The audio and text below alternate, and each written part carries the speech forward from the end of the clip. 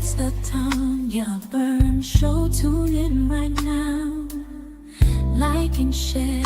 Our city needs that vibe. Flint City News got truth to share. When we fight the darkness, we repair. Won't give up. We're standing tall and proud. Voices rising strong, no longer shrouded. Residents deserve what's right and fair. Together we can lift the despair. We fight, we win, we break the chains.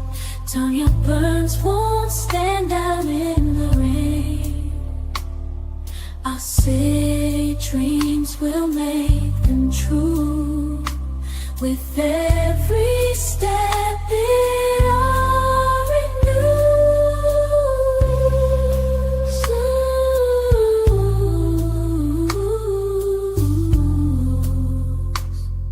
Renew, step it all renews.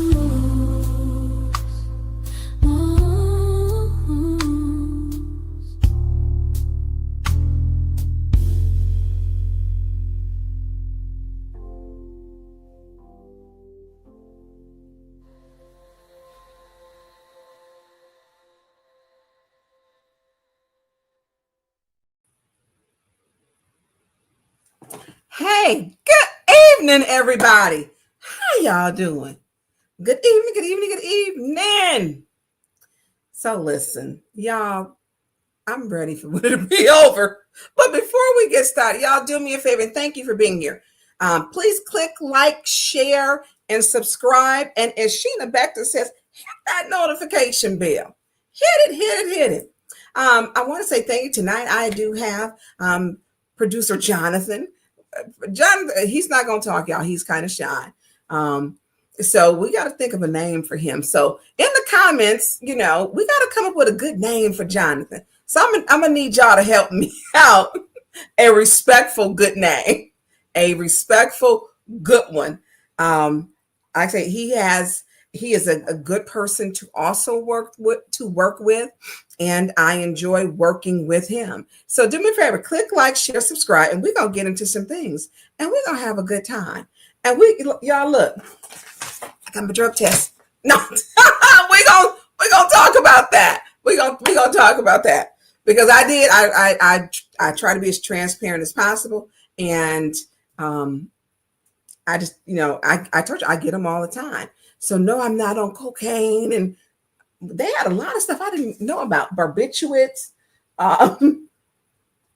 methadone, and I know about methadone. I'm like, wow. So I didn't get a drug screen or a test. I got a panel, y'all. So listen, wherever y'all are from, drop in where you're from, and we're gonna do this thing tonight. We're going to do this, but share it out. I have not shared it out. And so there's some things I need to be working on. So I want to say thank you to Jonathan, who is producing this evening's show. I did one show with him, and it was great. And I want to say thank you to my moderators. Look, there goes Jonathan with Eaton Media, LLC, Eaton Media. And look, we also have down there is $J Eaton Media. Because in order for us to do this show, because I want y'all to get the truth, because some people don't have a relationship with the truth. That's why when I do my run of show, I put up documents to show you. Look, y'all, my nails are terrible right now. I will be going to get my nails done this week.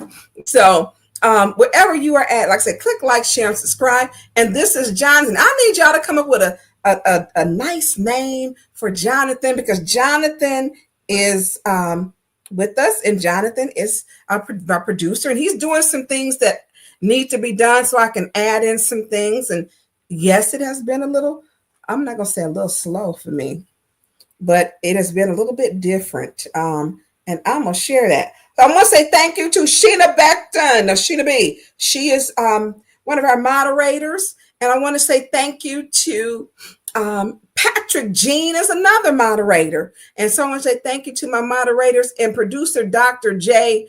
I don't know if he's gonna be in here, but he also is a moderator and he shows up on here.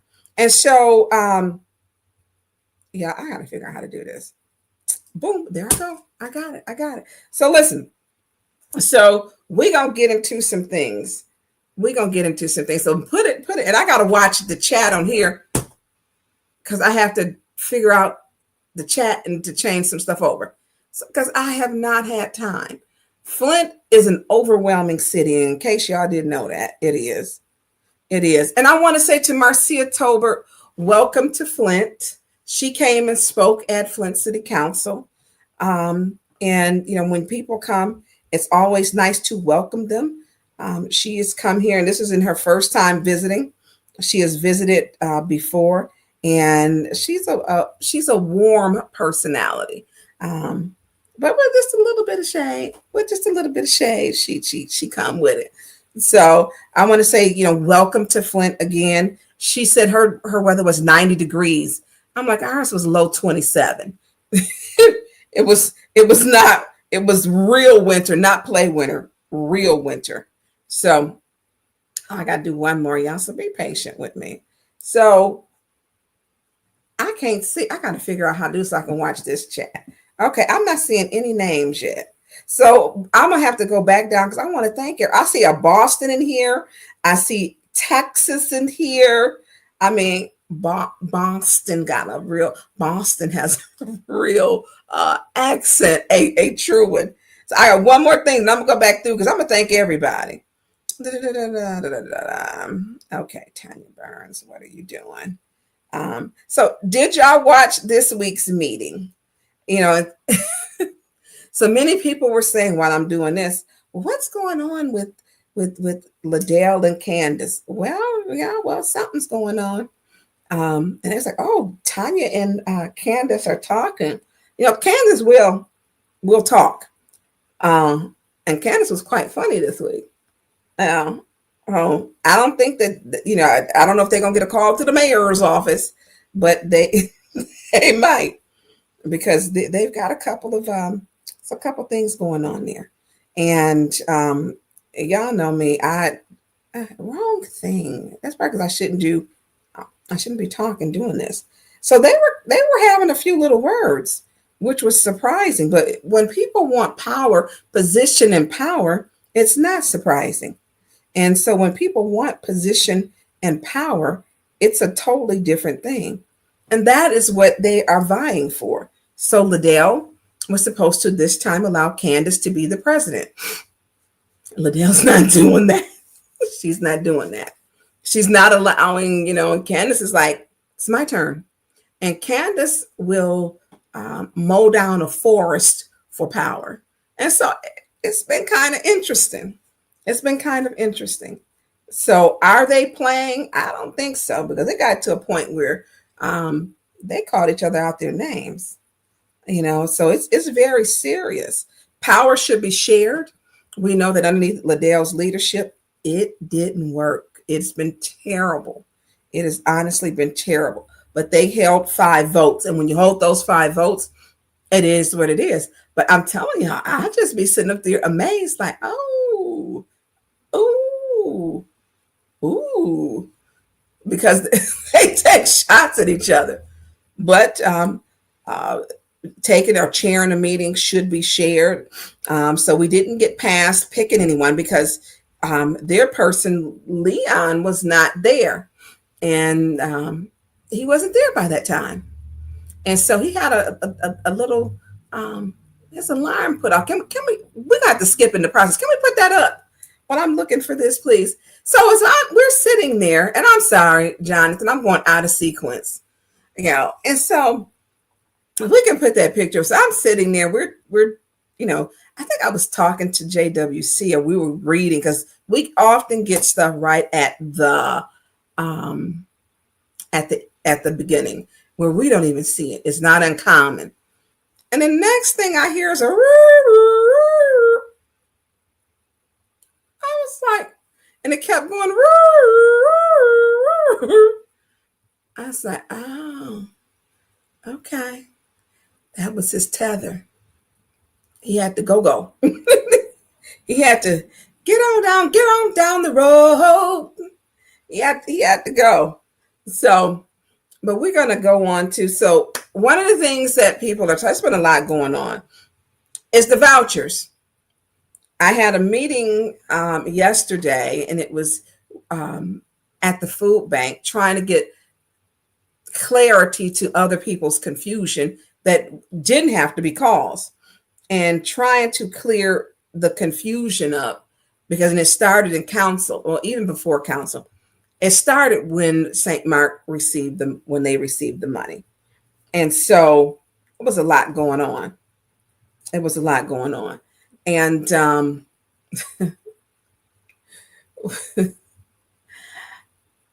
don't know what this voucher program is, y'all. But before we get there, let me go back up and thank everybody. Oh, well, yeah, hold on. Yeah, leave that up. Thank you. So listen. So we sit in the whole council meeting. And in this council meeting, as when we hear the, I'm like,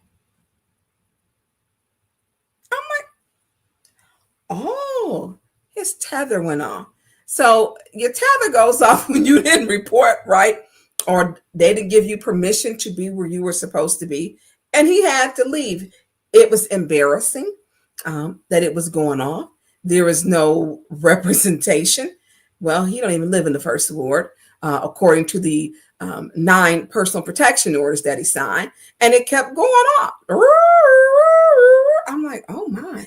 So, it's just another day in Flint. But ultimately, in all seriousness, it's embarrassing. It's embarrassing. Because during a meeting where we had to take care of city business, this was going off. It was going off to the point to where he had to leave. I'm not going to say I wish him well, but I hope he took care of that. I hope he took care of that. So I'm going to go back up. So I want to say thank you to Gutter Black, Demetria Payton, Tia Austin, Marcia Tolbert. That's the one from California, y'all. She came here and our weather got deep freeze cold. You can keep your food outside right now. It'll be okay because it's below 32. Ninja Mama, welcome. Avis Hopkins, Fab Queen Warrior, Dr. Padroni. We got Auntie M, R. Murphy, Berta Baby, Andre Holland, Drew, what up? We got Sweetheart Show. These are some new names. Now, y'all should be able to come up with a good name for Jonathan is the producer. Darnell Dumas. Darnell Dumas, welcome. You the only Dumas that went to Slike, right? Welcome. Randall McGee. We got Meat Freaks Barbecue. That just sounds like a dance. Yeah. We got Lee Williams. We got Lamar. We got Leah McNeely. We got JL Carson Neubauer. Hey, Cheryl Hart. We got JP6. We got Jeremy. We got Beverly Biggs. Levy in the house. I talked to you early, Bev. We got Frankie's girl in here. We got, yeah, let me keep up. And I got the sneeze, y'all. Oh, Granny G.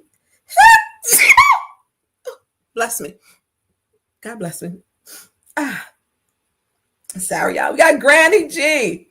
We got Debbie Clark. We got Chris Caleb. Hey, Chris. And happy belated birthday, Chris. Also, we got DJ, Eddie Gray, Jared Breckenridge. I think I got it. Everybody else is just watching, y'all lurking and there wasn't that. But that's okay. We're going to welcome them to and send them some love. We are. We are. So before we start and get into the Western, I do want to encourage everyone that listen to your body. If you feel something is not right and your body feels off, you don't feel your normal self, go get it checked out. Go get it checked out. If it is your blood pressure, if it is you feeling icky, your energy is low, take care of yourself. Put yourself first. Please do that. Literally, my doctor, the nurse, one of the ladies in his office, she called me and said, doctor, and my doctor's Dr. Manassian.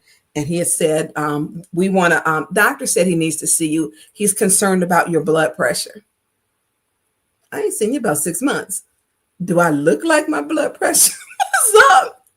And he was like, I need to, he needs to see. I was like, how does he know that my blood pressure is up? So at Dr. Manassian's office, which he has been my doctor for over 25 years, my primary care physician. And we've gotten to the point to where he says, you need to trust me. I am the doctor. And so anyone who's looking for a good doctor, he is on almost to McClandish Road, South Saginaw in Grand Blanc. And I remember the first time when I met him, I was coming to a closing on a house in 99. And I was sick and they was in the urgent care, and I stopped there. I didn't know him, but I was like, okay, I can't go to this part of the thing. I told my husband, I'm like, you go and just drop me off at the urgent care. And so when I went in there, he had told, he came back to get me, and the doctor was like, you should be admitted to the hospital because you have pneumonia. And I'm like, I gotta go to work. And I had stuff I had to do. And anyways, long story short, we were at that point, we were building in a house, and we were going through like a process with the mortgage company with some changes. And I was like, well, I'll be here in Flint because I was living in Saginaw. And he told me, he says, well, I need her. Only way I'm gonna let her go is unless she promises to call me every 4 hours. And if not, I need 3 phone numbers to contact her. Y'all, this Dr. Manassian, and gave his cell phone number, and he called every 4 hours himself. He called every 4 hours to make sure. I kind of beat him to the punch with some of them, but he had given me and I didn't make this cough medicine anymore, but your girl was out. It was the yellow kind with the grainy. It takes care of fever, cough. I had bronchitis. I was not doing well. So if you want a good doctor, Dr. Manassian on South Saginaw Street, he has been my doctor, and I stayed with him. Now, when he called him, I said, my blood pressure look up. My blood pressure, he's concerned. I'm like, how are you concerned? So I said, okay, well, you know what?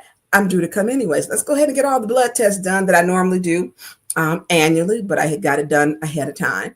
And I had been borderline pre-diabetic for forever. And y'all know I talked to y'all about you get over 50 or right before 50, your body can be thrown into menopause or perimenopause.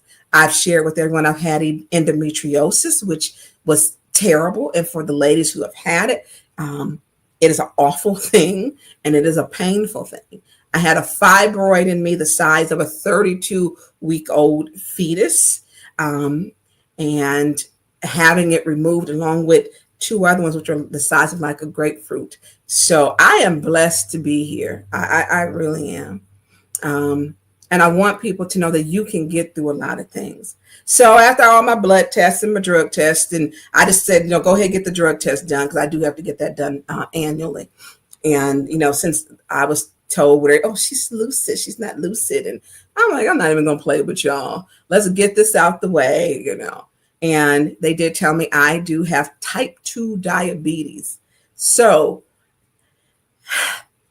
but my parents, let me say, so my parents and on my mom's side carry. My daddy, I said, no, none of my people have none of that. I know they don't, daddy. So I am, I guess, officially a diabetic. So here's the fun thing. I don't drink pop. I don't eat candy or cookies or cake. I don't eat that. So the menopause kind of boosted my weight up, and I have to start getting rest and doing things. I'm going to say this, since I started the medication on Friday, I feel so much better. I feel so much better. And I didn't realize how lethargic I was. Literally by the time I get off, and running and doing, I'm like, and y'all thought I was joking about them shoes in my living room. I ain't joking about that. Because your girl been tired. I come in, I have to change clothes. Everything is not the same thing, that you wear to, you're supposed to dress appropriately to where you're going. And so it's not uncommon for me to change 2 or 3 times a day because I like to be comfortable. So I am a diabetic, but this is the best that I have felt in a long time, a long time. So I just want y'all to know, since my blood sugar insulin is going is, I can tell the difference. Y'all gonna have to watch out now. Y'all gonna have to watch out. Like, I'm gonna be able to put back into them. I'm gonna have my waistline back. So, anyways, Sheena says, wow, my health story is like, oh wow, but thank you God because he had my back. Sheena had she had um, endometriosis, I believe, and then she had cancer, and she is a survivor of cancer. And so, you know, and Taylor Sampson, she's another one who had endometriosis. And people don't get it. Black women are more likely to have fibroids than any other race. I think it's an 80% chance that Black women will have fibroids. So that part, listen to your body. And I know this was not on my list, and John is probably saying, is she really talking about this? Yes, I am. Yes, I am. But y'all better watch it. What they say, you better watch out. I'm having me a hot girl summer. Listen, 2026. Anyways, let's go. We're going to have a good time tonight. So I now know, and I feel so much better. I feel so much better. So life is good and God is good. So I'm not going to throw him off track, but we're going to talk about my drug test at the very end. Yeah, we're going to talk about that. My doctor was like, why are you doing this early? You don't even, I said, look, I got to get it done. And I'm not giving nobody nothing to talk about. She's not lucid. Yeah, okay. So we're going to get on to the first one. We're going to talk about them vouchers. Everybody saw that press conference. And no, y'all probably didn't, but I did. And for those who seen it, you really understand the press conference. Then we had the vouchers. So it was a little problem.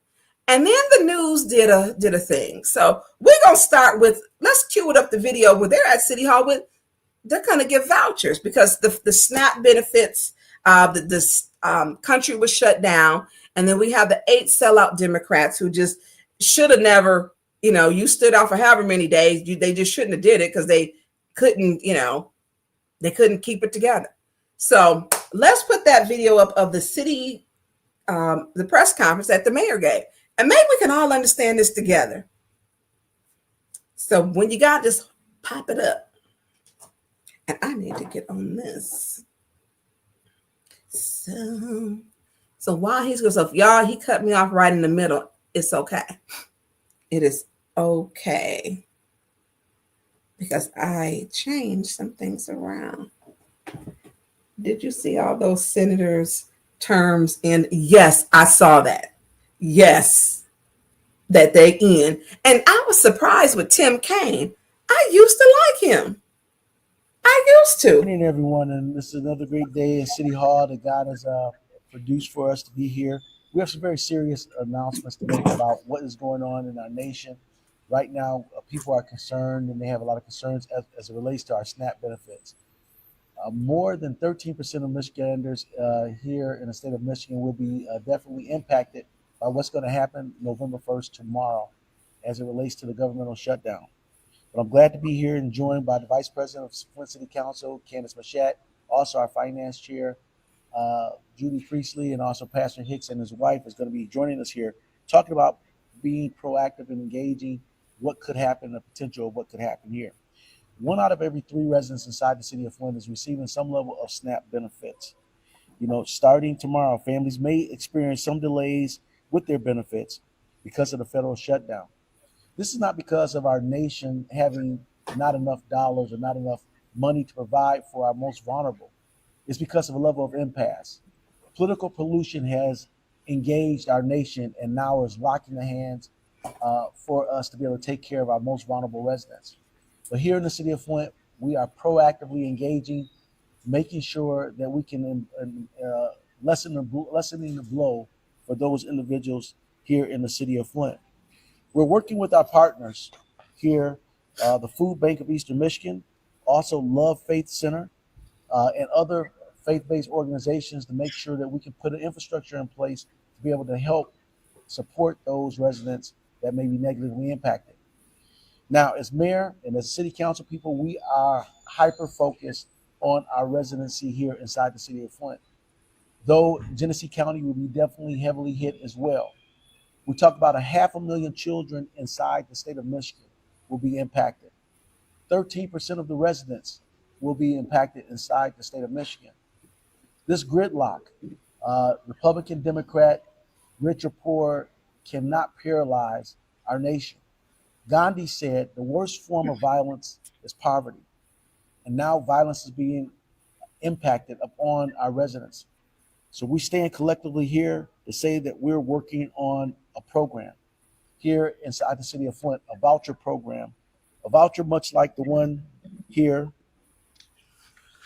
will be produced here, working through the matrix of what was going to happen.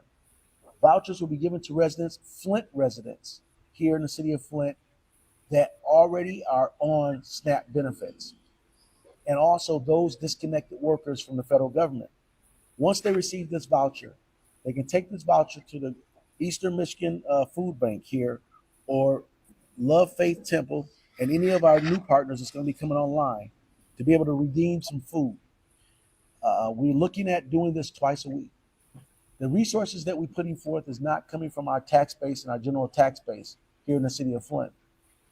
We were at this impasse once before when we looked at the Job Corps being shut down throughout our country. Flint went into action, putting together resources so those individuals that were going to be displaced was not going to be catapulted into homelessness. We put resources to bear in that category. We never had to use them, so therefore we're shifting those resources from our American Rescue Plan dollars and also our opioid settlement dollars in a category that we can apply to our people, meaning that our general overall treasury will not be impacted by the level of support that we're engaging for these impacted residents inside the city of Flint. You know, when we look at these things, you know, we have to be inspired by those leaders of the past. Coretta Scott King said, "The greatness of a community is most accurately measured by the compassionate actions of its members." These are compassionate actions that we are engaging in. And we would like all like-minded and like thinkers to be aware of what's going on. There will be food boxes set up here inside of City Hall for donations. A table will be placed here. If anyone want to come down to City Hall to be able to place food here for those residents that could be negatively impacted as a byproduct of what's going on, you're welcome to bring it here. But definitely, as we continue to monitor what is going on in the federal government and also our state of Michigan, we're looking at what's happening. We know that legal action is being taken right now against the federal government as it relates to these shutdowns. We know that the state of Michigan is proposing some $90 million to be placed into action to be able to support these residents. But definitely here in the city of Flint, proactive engagement and planning is being done to make sure residents of the city of Flint that have SNAP benefits that will be disconnected, and also those federal employees that has been disconnected from work, will have opportunity to still get some of the resources that they desperately need. I'll now give it to our City Council Vice President, Candace Mashat, for a few more comments. Thank you. Good morning. While we are standing here from the city of Flint standpoint for a good reason, as in providing help to some of our most vulnerable residents, we want to make it clear that our hearts do go out to the millions of Americans who will not know how they are going to feed their families. And I'm going to say, on a personal, from me, the same way that I felt when City Council was failing to move and do what we were supposed to do is the same way I feel when it comes to Congress. I urge Congress to go back to work, to continue working for the American people, because that's what they were voted in to do. But I strongly believe that Congress should not be getting paid while they are not at work, in the same way I believe that City Council should not be getting paid when we were failing to do our jobs. I am proud to stand here today with the mayor, who has been very forward thinking and making sure that Flint residents will be taken care of. One day is one day too many for a child to go hungry. So in partnership with the food bank and also Christian Love Faith Center and other entities, the city of Flint will make sure that we take care of the city of Flint, who are residents who are at risk of losing their SNAP benefits. We are also joined by Third Ward Councilperson LaShawn Johnson here today as well. Now, this has been a complex piece that we've been trying to put together, and the logistics have not been easy.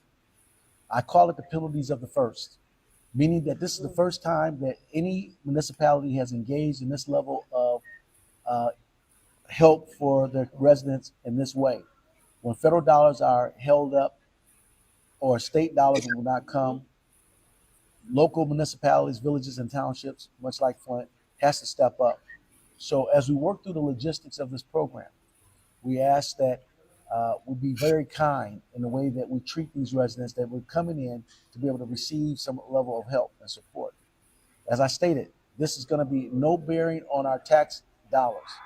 I'm going to give it to our finance chair of Flint City Council, Judy Priestley, to talk a little bit about this opportunity for us to be able to help Flint residents where they are.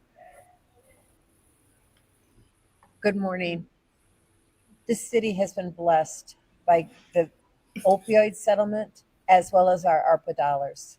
We do have ARPA dollars available for this program.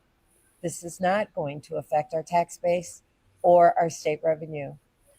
So it should not and will not affect any services to the residents except for providing them food. I can't think of any other way to help the residents. Get our Congress working together. They have to compromise. They must come together and compromise. Right now it's tied up in the Senate. Contact your senators and get them back to work like we did.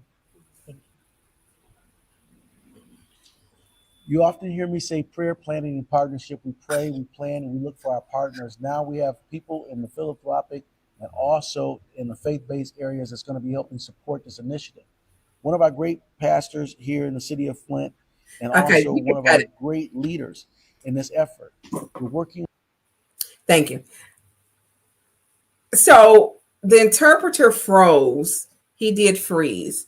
And look, don't nobody judge me before we go any further. I've been popping my nails off because I never have time to get them done. And I only have them on the fingers that I think as a child I got in trouble for. My right hand only has this one, and my left hand only has the two on this too.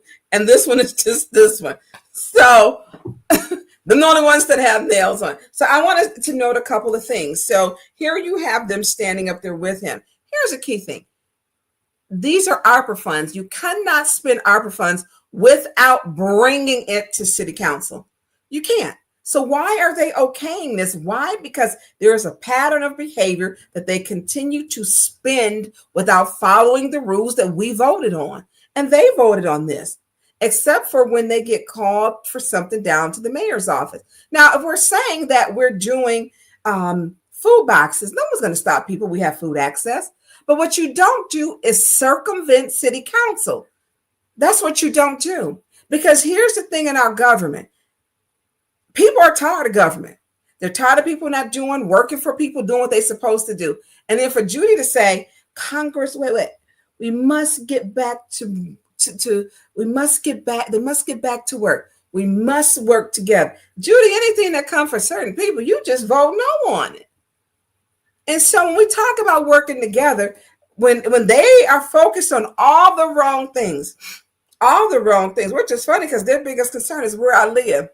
They can come pick up these shoes, these coats, my golf clubs, which is still in the living room. I mean, I got stuff for them to do. I think there's a suitcase still in here need to be unpacked from going, two of them from when I had to go away for a few days on Grand Rapids, then another one. So look, I got work to do. They be worried about the wrong stuff. Your water reads 0. Not according to my bills that are printed. They have water usage, whatever the website is, not my problem. But when we talk about feeding people, they didn't want to feed St. Mark's for a whole year.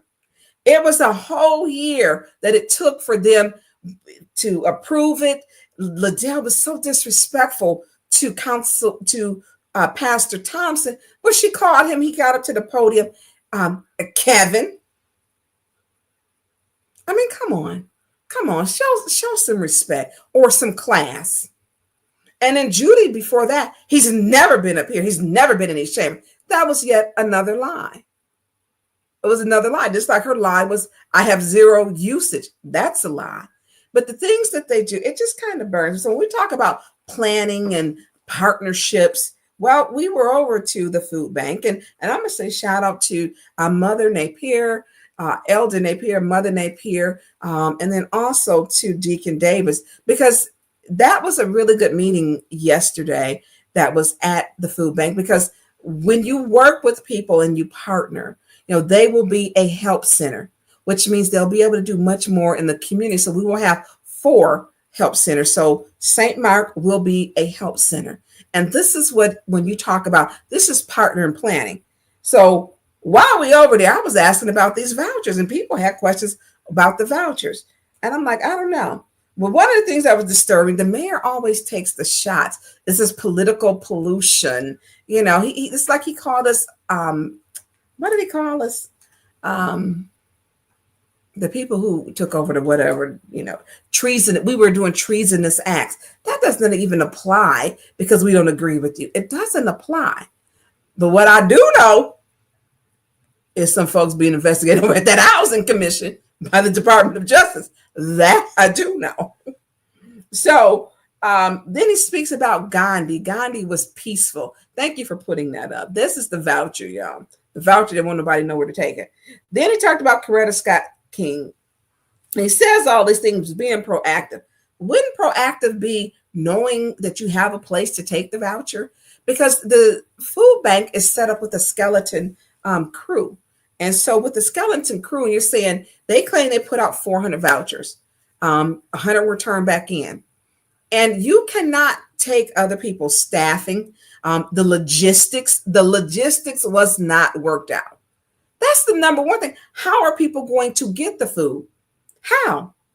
One of the things, because he wants everything to be about him. You cannot just be a me person. Me, pick me. Because you had already had help centers that were working. Fund them immediately. Fund them, because they already have the heaters, the tables, the volunteers. And some people may not like when you're working there, and the volunteers, they may not think it's like, I don't work with them. But it's some people coming here. We don't know where they're coming from. They've been incarcerated. Some have been, some prostitutes, drug addicts, to where they come and work. And it's not easy when you work there. If you think you're going to work there and lift them water, pack them bags, you running from car to car, it's not easy. Now, if you want to lose some weight loss, you can go Monday to Bethel, Tuesday to Asbury, Thursday to Mother Jones, and then we're going to have Wednesdays on St. Mark. And so when you do the process, it's not easy. And it takes a lot. It takes a lot. And so when they're saying this, I'm like, don't you have to have a place? You cannot commit another institution or organization's staff. You can't do that. You shouldn't do it. And so this is the food voucher. When he says it's got an embossed label, it's going to be difficult to duplicate. Sir, I bet you no one's really going to be trying to duplicate. Yes, people are thankful, but don't act like they're stealing it. They're coming because they're hungry, and it has the city seal on it. It's a 30-pound box of food, 30 pounds, that is given every other week, which we should at least be doing once a week. It's not enough. I don't know now because of the SNAP benefits if he's going to vacate this because it was poorly planned, but it's a voucher. Why don't you give the money, not micromanage it, to the existing help centers and the other organizations that is already doing it and doing it well? Why would you involve an organization that distributes food, gets it? It's not their part to deliver it to the community. That was very poor planning. So there's the voucher with the embossed seal. And now the news put out, basically they got them, they don't know where to go. Christopher Sims says, what was the contractual obligation argument? They were paying $1,000 for a truck only for St. Mark. That's another one. So let me dip to this. I was going to get to that later in the video. I'm going to get to that later because that's long. So this voucher is it was silly is what it was, and I'm gonna get into that later. So this voucher, it's a 30, there is no dollar amount that's attached to this. It's just a 30-pound box of food. And so whatever 30 pounds is, if you have a family where you had to be on SNAP, but there were people who were laid off. There were other people who would be affected. If you're hungry, you're hungry. You don't limit. You feed your community. You feed your entire community when you're the mayor. I mean, so what? They get some nutritional food, because that's what it is, nutritional food. Look, you'll get some extra apples and some peanut butter and some extra, maybe, I don't even think these boxes were having meat in. I'm not for sure. But my thing is, don't do it to where you're making the people feel like it's the problem. I had someone call me and say, today I had to ask, I needed help on my water bill. And they told me that that they didn't believe how much I made, and that with my surgery, I had to bring them my discharge from the hospital and my medical bills. You don't have a right at the city to look at their papers, because who's to say, why is this? What does that have to do with getting a water credit? So they're running this city and look at every department, not the way it should be. That's a HIPAA violation. What are you doing with his private information? And he had surgery. Why should he have to show you his information? And it's very degrading, because this is a person who works. This is a person who has a family, has children. And he said, I just needed some help, but I felt so degraded when I needed help with the program. Nothing states on the application, or you got to bring in and show that you were so destitute. You got to be your brokest of brokest to break you down. And then you got to show it to us.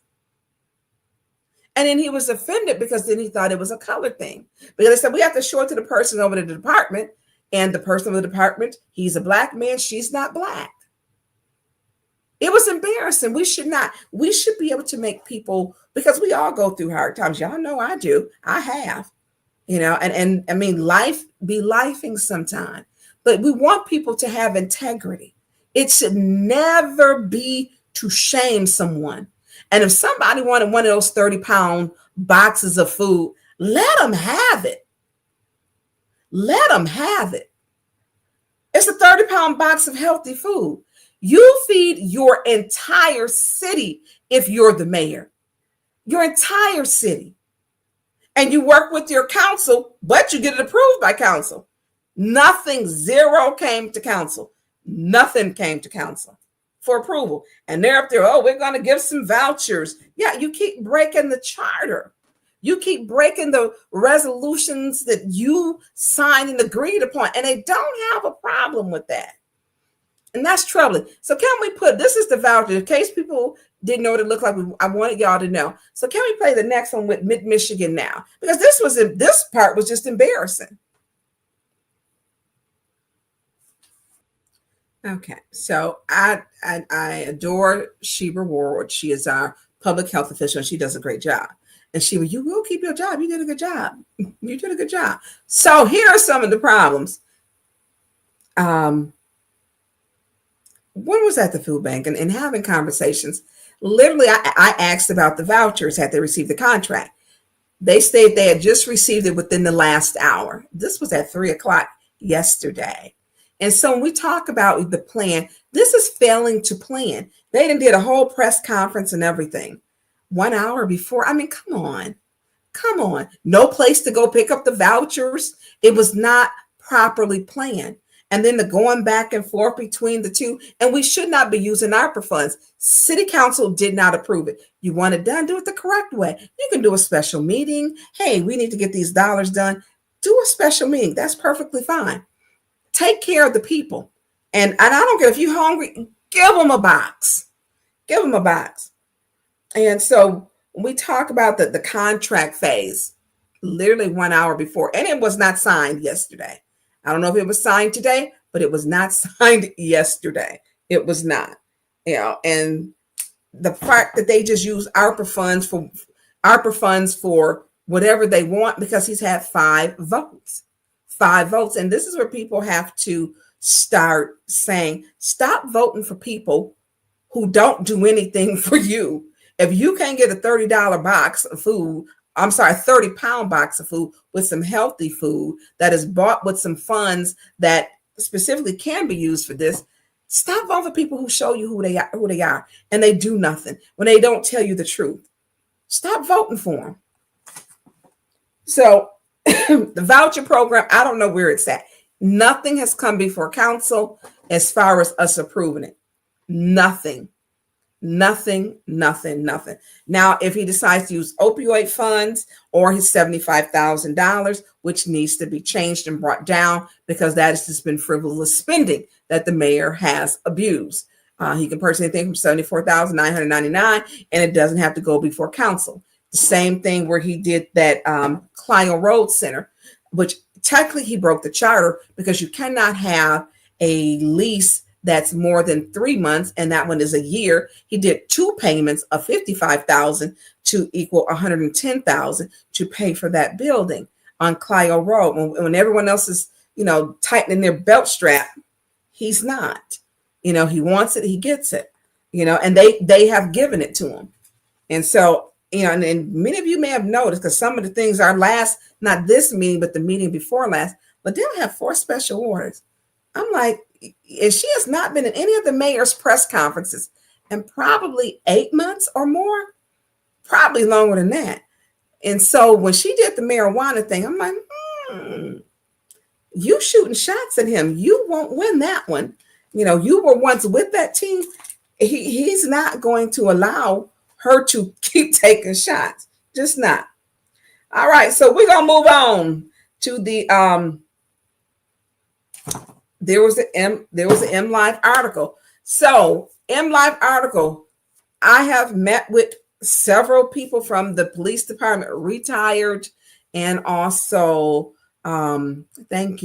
retired and still working there. And the conditions are deplorable and what they're working in. So M Live did 2 articles. I've been meeting with some of these people some for a couple of years. And so it says, Flint City Council unites demand for air quality testing in police department. We did come together, all members who were there yesterday, and even in committee last Wednesday to have the air tested. Everyone did do that. So meeting with some of them who are retired, some didn't want to talk about it because they felt they were threatened with their jobs if they said anything. There's molded carpet. There's asbestos. There's been several water leaks. The headaches that they're having. Generally, when they get the cancer, you can get it 22, and I'll get into years after, where it can be developed. And so when we talk about how they're getting this, they're speaking and they're saying, hey, I lost a good friend of mine due to cancer. And I believe it came from this police department.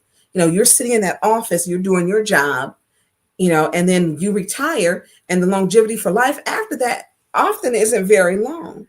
And when some of the conditions that were sent were appalling, they were appalling. And so in this article, and I'm going to read some of the article too, because it's a good article. It was by Ron Fonger in the Flint Journal. And he wrote the article. Y'all know I got the worst internet over here.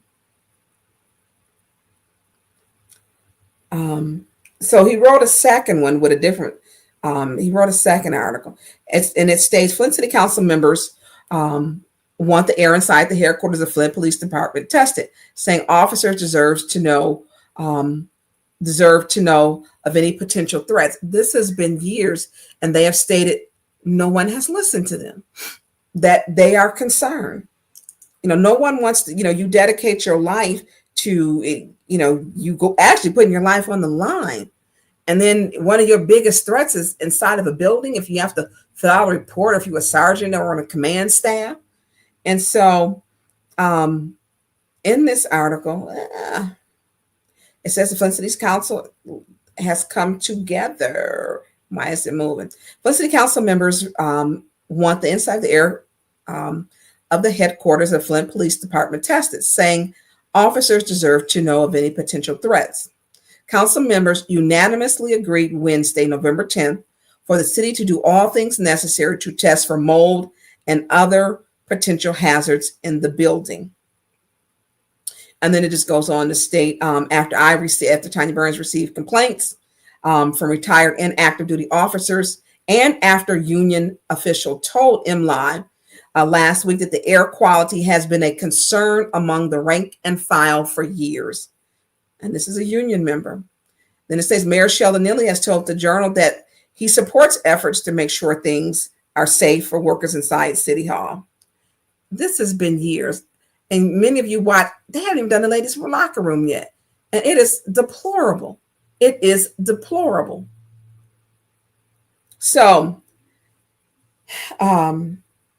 let's put up the resolution. So the resolution, it did pass you. Oh, he got the pictures up. So we'll go with the pictures. I'm sorry. I looked away for just a second. He is on it. Look at your Jonathan. So these are some of the pictures in the police department. These are in the ceilings. And so if we can just canvas through them, you can go to the next one. That right there are old pipes wrapped in asbestos. And the asbestos has been disturbed.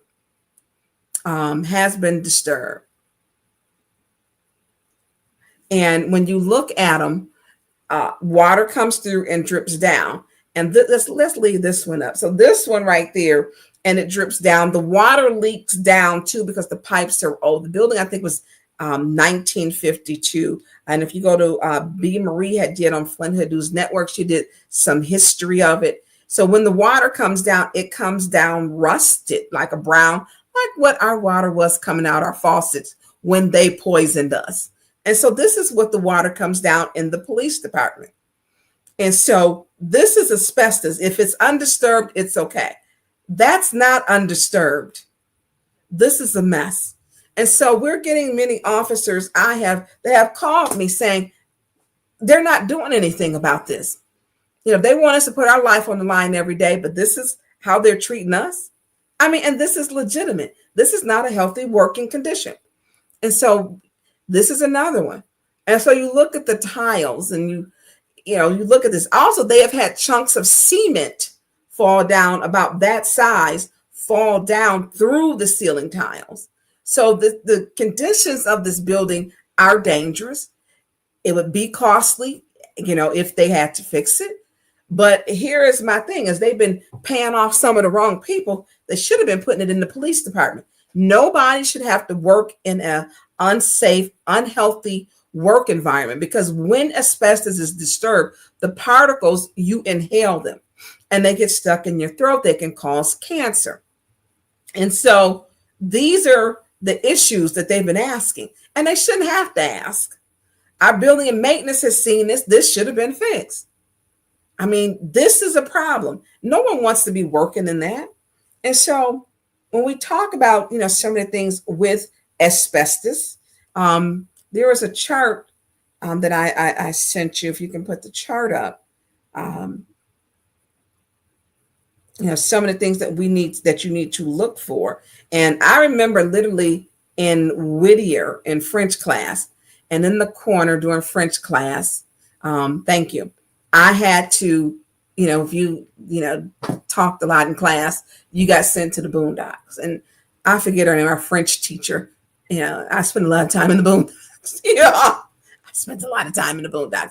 So what is asbestos? So asbestos can be in ceiling, popcorn, or other textured paint, walls, drywall, and insulation. Can also be in floors, those old floor tiles. We had those tiles which had to be abated in the city council chambers before they changed it to the carpet. Pipes. See, that's a pipe that's not disturbed. Those pipes you just saw that's on here, these are not disturbed. The pipes that we just saw, disturbed. The fibers, they had been disturbed.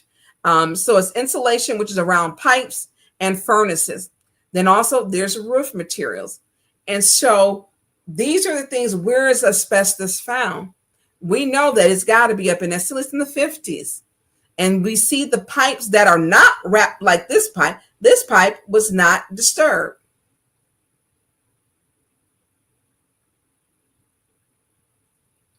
So it's in the Trojan horse. Mr. Be careful. You may be careful. I think that situation is a Trojan horse. I don't know what that means. Okay. And so when we look at these issues, this is dangerous. And so the officers are concerned. When they retire, they want to do something else. They don't want to have to take chemo. This is not what they want to do. And so 810 Flint did a can you put that one, 810 Flint, where it's Moldy Station, where we talked about it during city council. The very least, you want a safe place to work. We had issues in the clerk's office and other parts of city council, of the city buildings, where they had to be remediated. And the police department should be no exception, that we should make sure that they're in a working, healthy environment too. So 810 Flint's, I don't know if we went through that, Jonathan, if you got that one, if you can put that one up. So we know that those pipes that I showed you did not look like this at all. They were not wrapped at all. It was disturbed. So thank you. Let's watch this.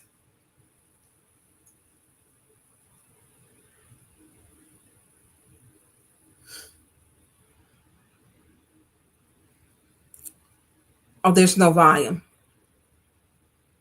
Thank you, Reed Johnson, for the super sticker. I didn't hit the volume. Okay, he's starting it over.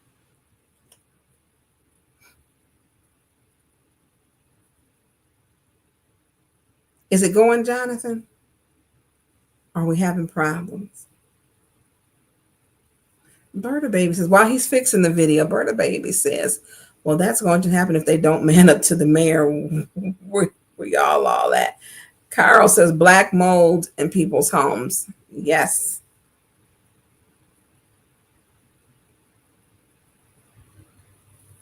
Because the police department has had a lot of our buildings, and I think even in the counseling office, we had mold at one time. I know we'd had molds in other parts of the building, and we have had a lot of people who have, when they retired, have stated that the air quality had been bad. Nothing has been done for it in the city police department. And they have also, some with being in those conditions, they have been diagnosed with cancer and other breathing issues. And so this is a concern with people who have contacted police, I'm say staff, police and staff, who have worked there, who have stated the quality of air needs to be tested and to see where it's at. One thing we want to make sure is that if we have our officers, we expect them to give up their life, each day that they come in. And one of the mere basic things we can do is make sure is that while they're in the police department building, is that their air quality is safe to breathe. I know they have pipes that had burst, and the building has got a lot of issues, that is for sure over there. Paint chipping, the elevator, I don't know if they got the elevator fixed because it would go off or have problems. The alarm would go off. So there are issues, but the biggest concern is there are employees who have stated that the air quality is bad in that building, and it's causing health hazards.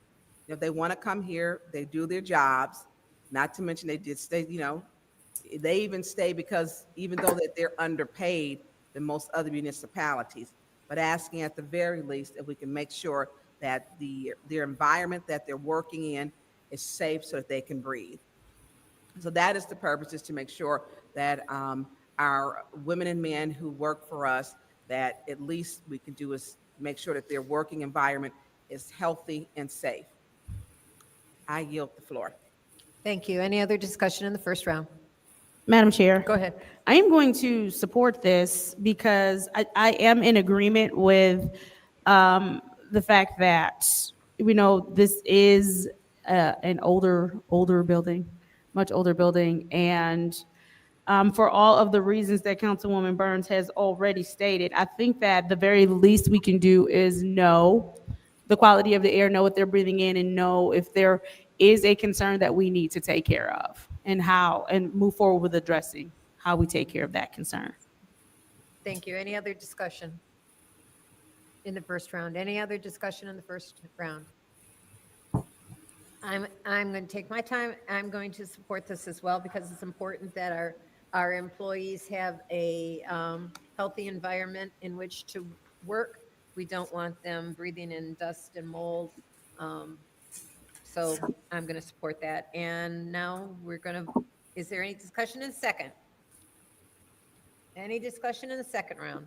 Okay, we can cut it. Hearing none, this is the vote to send resolution. We were unanimous, and I'll give an applaud to all of the council members because we were 100%. We voted unanimously, and that's what coming together. And so, as Berta Baby put, oh, it went away because I did comment on it. She says, Burnsy, you cannot tell me if it feels good to see Seventh Ward get a dose of her own medicine. I am a spectator in this power struggle, and it has been interesting because y'all don't hear everything. It has been interesting. When she called her a B, I was like, oh, you called her a B? And then I looked to the right, she was like, and Liddell called her one back and a cuss word, mouth. I'm like, oh. So it's been interesting.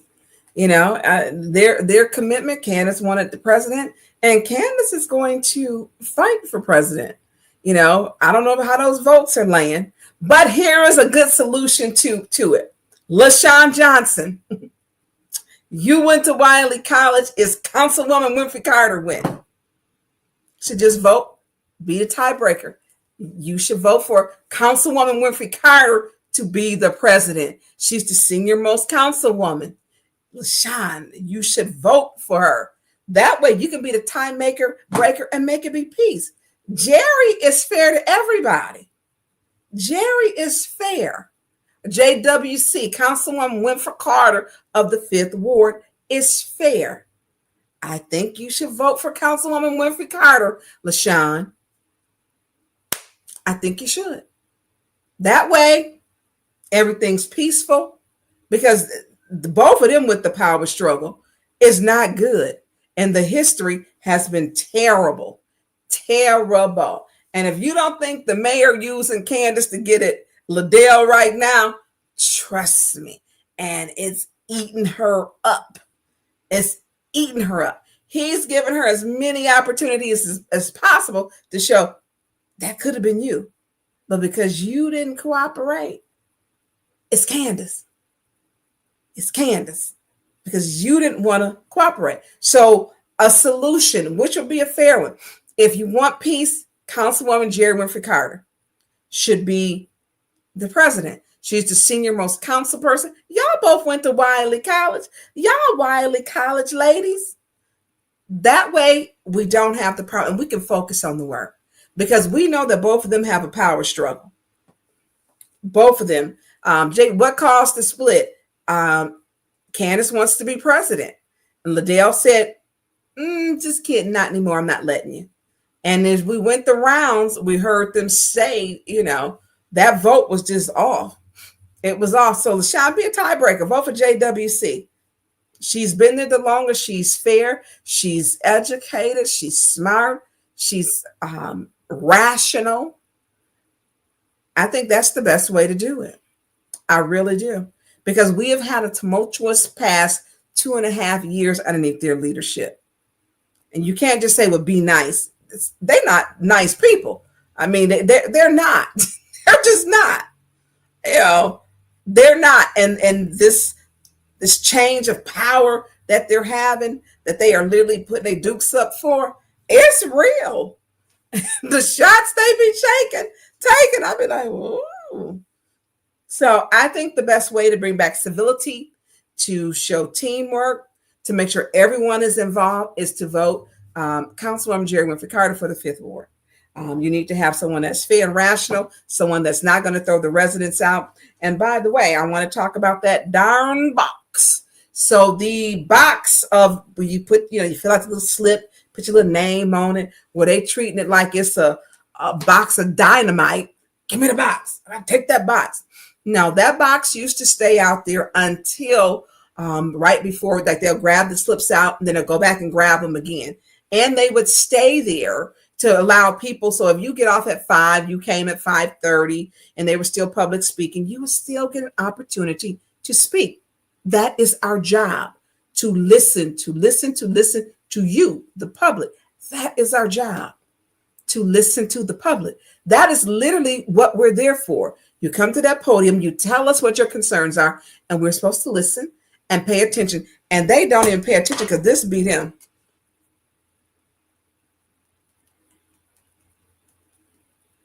They don't even look up. And Judy said, if you come here with problems, you're not getting her attention. You're not getting her attention. Mark Hutchinson, I'm not going to play with you, okay? Yes, they went to Wiley College. And they shared that when we went to Grand Rapids. And we had some good conversations, And the thing is, we got to love the people more than we hate the confusion. And the fact that they are coveting the speaker box and just pull it up is crazy. We're there to hear the people. We're there to hear the people. And y'all know how many times that, Doug come up there and talk crazy to me. Every meeting. How many times did Mr. Peachy come talk crazy to me? Or say something negative? Every chance he get up to speak. This man gets mad because I get work done in my ward. He literally complained that he's in the 6th ward. She's getting streets paved. She's getting sidewalks done. Why is all the work getting done in the 6th ward? Because I work my ass off, okay? And meanwhile, you better look on the east side in that little thing, because that Kane Simmons is on Judy's behind. He said he's tired of them excuses. Go on that east side Flint one. I'm tired of the excuses. Because we did a spreadsheet when you work with the community together. And I take calls from everybody 7 days a week. My phone don't stop ringing. I thought I was just exhausted from working my behind off. No, it was not just that. It was type 2 diabetes, my body insulin. So y'all better watch it now. So Mr. Peachy literally, y'all, complained, why does she get everything? She's getting everything. Why is she getting the street done? Duh, because you trip over when you knock doors, you talk to people. When you're talking to people, you trip over a couple of sidewalks, you drive by, and it's upheaved that high. You can see it from your car. Hey, it's not that hard to write down the address. 3415 Thomas Street. Okay, because you can see it. 3155 Clement Street. Okay, 2650 Concord. When you see it, and I'm gonna tell you, I fell in a hole on Clement Street. Tammy and them know I fell in that hole because the hole, they took a tree up and then the sidewalk wasn't done and the hole was about that big. And there was, oh girl, we gotta help you. But you know what? They are some loyal voters. Tammy called to tell me they didn't pick her garbage up 2 weeks ago at 9:30 at night. I said, Tammy, I can't do nothing about that. But girl, they ain't pick up the garbage. I said, I'm gonna send you this number. You call her tomorrow. But you would create friendships with people. You do. But you got to respond to your people. And there was at a point, Judy did state and said to us that she could not keep up with her calls because she's so busy with her commitments and the band and the orchestra with city council and her job, that she was paying her niece, you hear me? Paying her niece to answer her calls. Paying her niece. Why are you the councilwoman? You don't have the time? I mean, you paid her, and she said it. Now she turned around and lied. I'm gonna have to go through the videos to find it. I know she told us too. So I can't keep up. And this might not have been for you, Judy. You taking up a seat that someone else who really care about the community probably should be doing. So when it came to the meeting last Monday, the comment came up about the St. Mark. And I said, we can come do a special meeting. I'm not doing a special meeting. Okay, well, you don't have to be so. We only need 5 people, but your ward is hungry. You want Asbury. But the fact her immediate reaction was, I'm not coming in. Now, we know she lied because she turned around and said she was not voting on any more of those recognitions of people. She said it. Like we honored domestic violence month of October. She gave a whole speech about it. Then she, honored and voted yes for the young men, which it was, and kudos to the young men. The lead coach is Pastor Overton of Christ Fellowship's son. Kudos to them. But Judy said she wasn't doing none of them. She just wanted to be mean and state about domestic violence, but then gave a whole tragic domestic violence story, and then said why she wasn't voting on it. You didn't vote on it because your allegiance is to Liddell, which is some foolishness and foolery. That's why she didn't do it at first. Yeah. So I watch and I listen. Right now I'm watching and listening. They ain't stealing my joy. Not at all. Not empty of it. And I mean that. Not empty of it. So we're gonna go on to no support 810 Flint. Look, y'all hit those like buttons and do me a favor before you do that. I need y'all to donate to if you can give a donation to Jonathan. It is at, what's your Cash App? It is also on the scroll. Please kindly donate to Cash App. $ J Eaton Media. J Eaton Media. I cannot do this without him because he is fabulous, fantastic. He is fantastic, and he does a great job. I want to do some more things, but y'all, your girl had to get a little health together. I had to find out what was wrong. And so now I'm back on the rebound and it's time to get down. So if y'all can please kindly donate to Eaton Media LLC. Eaton Media, and it's $ J Eaton Media. And it's also at the bottom of the scroll. And thank you to those to Miss Reed for donating. Thank you for your super sticker. That was very kind of you. Very, very kind of you. We thank you for that. So let's go on to the 8110 Flint. 810 Flint. Michelle Young. Ain't you supposed to be working here? Why is the mayor mad at Liddell? I don't know. Well, I don't think she got that $75,000. Next resolution is 250371, reallocation of funds, ARPA category, city council ward priorities. What is the pleasure of the body? Madam Chair, Yes. I would like to send that to council. There's a motion on the floor by the councilwoman in the second ward to send it to council. Is there support? Is there support? Is there support? Seeing none, that motion dies for lack of a second. I'll entertain another motion. Madam Chair, I would like to, since that didn't get supported, the $30,000, I would like to send it to Special Affairs. Okay, there's motion on the floor by the councilwoman in the second ward to send to special affairs. Is there support? Is there support? Is there support? Hearing none, that motion fails. That's, Madam Clerk, was that too late? I don't think you had stated it. I don't think so. So, All right, it was too late because I was announcing that it had already failed. Is there I'll entertain another motion. Madam Chair, I will vote to leave this right here in the Finance Committee. Okay, there's a motion on the floor to leave 250371 in finance. Is there support? Support. It's been supported by the councilwoman in the third ward. This is the vote to leave 250371 in finance.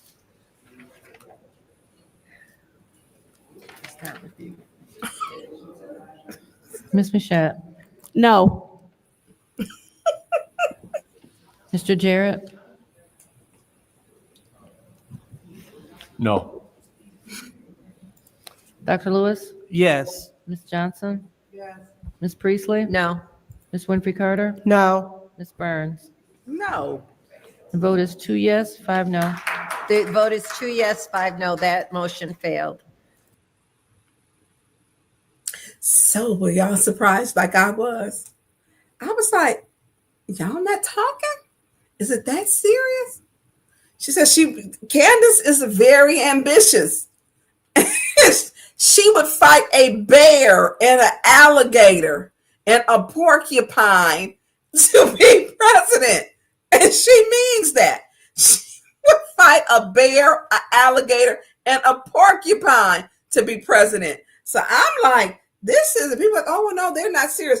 They talk underneath their breath, so, and with our mics on. I don't care about having my mic on. Jerry will cut my mic off. Attorney girl is like, you got your mic on. I don't be caring. So here was one of the things. So Candace goes, see her problem? She's mad because Judy voted no. She just threatened Judy. Oh, so Judy kind of threatened text during the meeting because she voted no on the $30,000 for award money, which would probably be used, of course, to campaign with. I'm quite sure that's what it would be for. That's why, LaShawn, vote for Jerry Winfrey Carter. Girl, you're going to save the world. You're going to save the world. And so when she was like, no, I was like, that's a no that you mean. So I'm just telling y'all, when this said Judy, she just threatened Judy in the text. Now, she knew I was going to tell everybody. She knew that. That's why she told me. She knew I was going to tell y'all. But I'm telling you, Candace going to fight a bear, an alligator, and a porcupine if she has got 5 votes. That is why, LaShawn, y'all Wiley College girls, go on and vote for JWC. Everybody will be happy. Everybody. So I'm just saying. So I was like, Jerry's like, I don't think that that's true. I said, I think that's true. I said, I'm telling you, look at them. I mean, that vibe was just, it was off. And so anyway, so we got to go on to, so this is where they taking the shots. So we're going to do what they call Mr. Moore, but Mr. Borley, Paul Borley got mad. Now this is Liddell's. And so everybody know, cannabis is a cash business. It's a cash business. And so we know that there's a lot of cash. We know that them golf courses, those 2 contracts did not come through city council. They gave underneath that $75,000 threshold, claimed that they never made any money at Kersley Lake and Swartz Creek. They came in at $72,000. City council never seen. But here is the problem. As long as they continue to operate and vote for each other, the residents will continue to lose out. Those are contracts that should be coming before. The council president, council vice president, and the finance chair should be raising hell. Because why year after year, this is the 3rd year in a row, that they're allowing these contracts to go through, giving them 2 golf courses. Swartz Creek has got a bar, a restaurant, and it's 2 golf courses. It's 18 holes, then another 9 holes on that one. Then Kersley has, I think it's 18 holes at Kersley. So we got 2. Why are they not mad? You the president, vice president, and the finance chair. But this is okay that this is running in a deficit. They never make money. When they have them 420 cannabis events, they never make any money all year round. Why are we keeping the same golf course company and we don't make money? But here's the thing. They were not the lowest bid. They weren't. And each time they claim it's a bidding problem, that something's wrong. So when you're looking for something, trash contracts, when we're looking at the bidding process, they're not the lowest bidder. They're not. And so they're hand selecting and giving this contract to a company. They had been doing it, and the city is not making money on it. And you have the president, vice president, and the finance chair going along with this. We've talked about it before. Me put the contract up. This is one of the things that Dennis has been working on. Dennis and I have been going over this, and this is what is happening. So I don't know how you have a whole golf course. You keep giving it to the same company that doesn't turn a profit. Mayor Neely, that's just not good because they're in the weeds. So Liddell kind of took a shot when she had, and I'm looking at her, I'm like, okay, she playing a little tough, Michelle Mayer said, every time I pass by Swartz Creek Golf Course on the highway, the parking lot is full. Thank you. And if you go on Canada, because I know a vendor who made over 20,000 in one day for the 420, and it was in cash. So for Liddell, she's shooting shots at the mayor because they were all in there together. He gonna have to call everybody down there and tell them, look, we can't. We gotta fix this. Fix this, ladies. We gotta fix this. Marcia took all AI says Leon hasn't been arrested again. Maybe he's at somebody's house. Well, he down the street from me. That's where he at. Down the street from me. I was gonna call and tell him could he bring my trash can in last night because it was trash night. And so, anyways, but when we look at this, that's Swartz Creek Golf Course. The vendor hasn't made a dime, and they keep giving it back to him. This is the third time that the vendor has had this. This is not coincident, y'all. I'm just saying. And it's illegal, it's wrong, it's immoral. And so Liddell puts this up. And I'm like, everybody know if you're gonna get some money, and she making little innuendos, and y'all, she was over there doing this. And I'm like, when Jonathan was talking, and then she was polite to Jonathan, because normally, y'all remember the time she went through on her page, just dragged Jonathan for no reason. Talked about him and the job, just nasty, just mean. But now she wanted to be his friend. Councilman Jarrett, do you know? Now, before she was getting smart and trying to say little negative things, I don't want you to be out here ignorant. She has no business being the president. LaShawn, please don't give her your fifth vote. And Candace then cut up to give it to Jerry Murphy Carter, the senior most councilwoman, so we can have some peace. And so we gonna play this now. I'm telling y'all, she asked him this question. She never been nice to him. Never. Let's do it. How much money has the city received from marijuana? Since we started receiving the money, we received a little bit more than $1.9 million. That we first received it in 2021. 2021? Okay, so what about this year? This year, we haven't received this year's allocation. That normally arrives in February. So hold on, so you said you haven't received this year's? We haven't received anything this year. That will show up in February 2026. Okay, so nothing this year? Mr. No, Moore, I think that it's confusion. She's talking about 2025 versus fiscal year 26. So Okay, you're thinking fiscal year. If you're talking about 2025, in February 2025, we received $640,515. Okay. Okay, 640,000. All right. And so what have we spent this revenue on? Well, Most of it is going to support the cannabis office. the what? The cannabis enforcement office. We spend approximately $570,000 a year for the cannabis office. Okay. There's also some other monies that's spent in the planning and enforcement. They have to inspect the operations every year. We don't track that separately, but we're assuming that's part of it. There's a cost involved for that. We just don't have the exact dollar amount for that part of it. If I followed what she was deducing also is there was a $70,000 net, but it really was more than a $70,000 net. If I'm understanding, because That would be correct, yes. Okay, so I guess going back to what I was understanding her line of questioning being, what happened then, or how did we utilize? It wasn't $70,000. It might have been closer to 270 or 370. What have we done with that money? It's just part of the general fund. The state So if I'm hearing what you're saying, then it got taken out of the marijuana department and put back into the general fund. Right.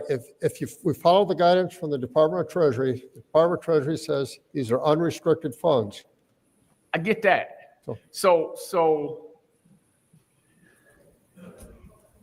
how then do we, or are we just saying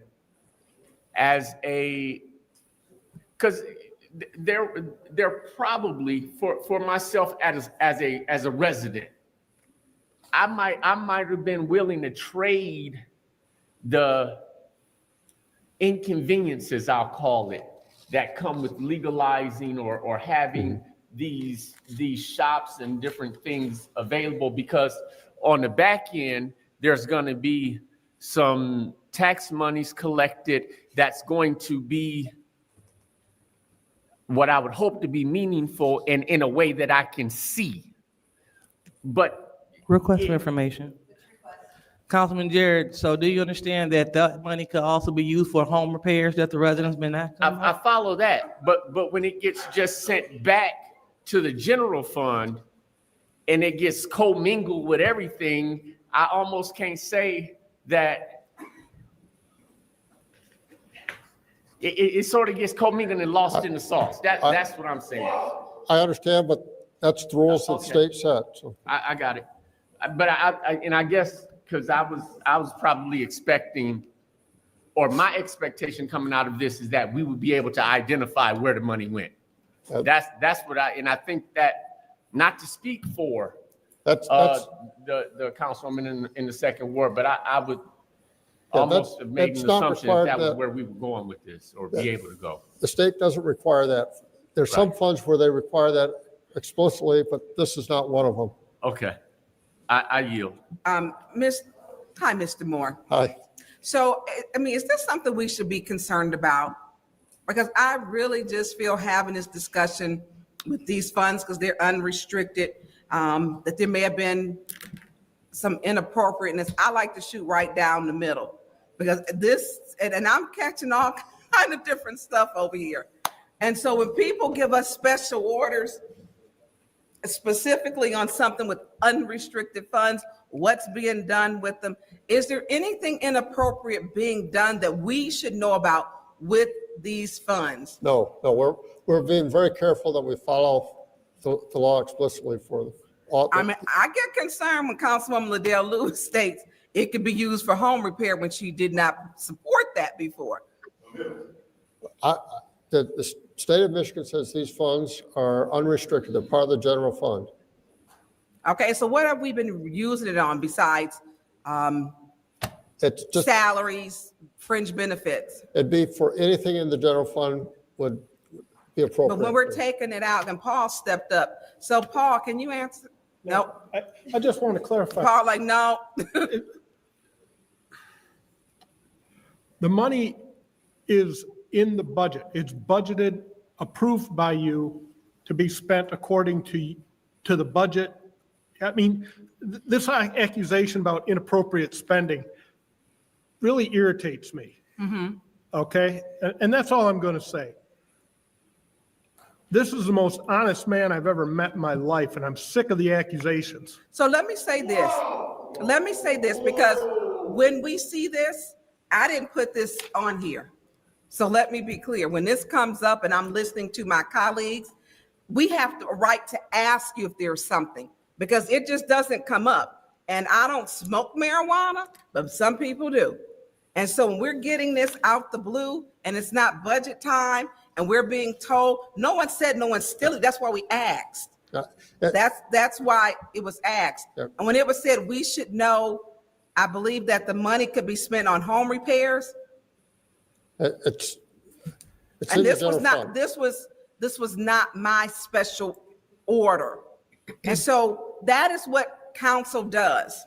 Council makes sure, and I didn't put it up here. Yeah, I have no problems with the question. The only problem I have is I didn't have as much time as I would like to prepare for it. And let me be clear, I don't know your last name. Morley? Thank you, I always, so Borley.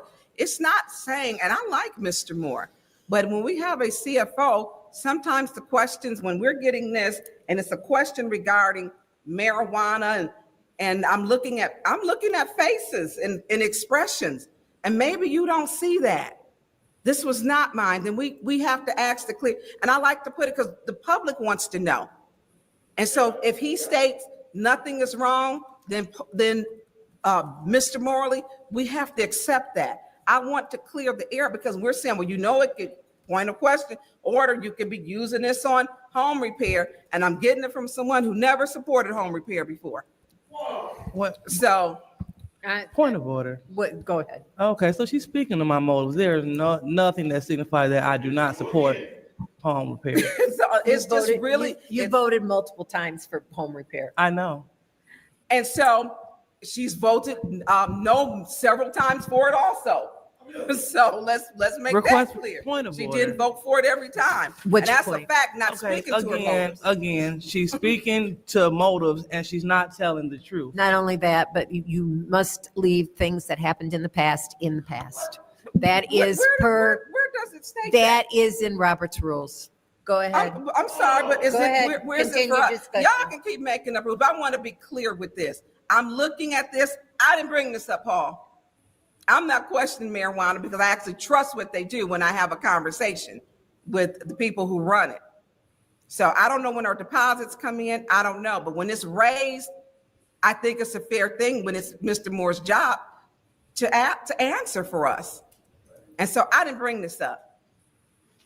But the conversations got really interesting in the sidebars did. So Mr. Moore, we have nothing to be worried about, correct? Because I want to put that Right. to rest before you walk away from the lectern or the podium. So we're good, Paul. Mr. Morley, are we good? Borley, I know. I'm sorry. So listen, I just want to make sure everything else that we're walking away, nothing's being done inappropriate with the money. It can go into the general fund. It is in unrestricted funds. And I don't know why, request for information. Councilman Lewis, why did you bring this forward?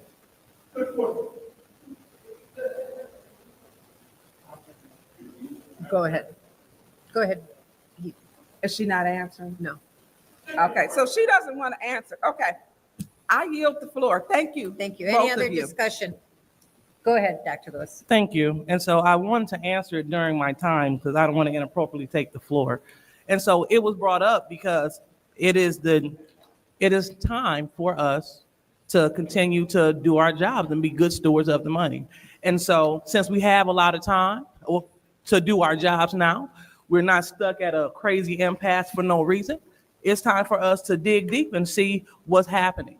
And so understanding how other municipalities are using marijuana money for innovative things. This is nothing against the marijuana office. This is about when the money is placed in the general fund, what are we doing with it?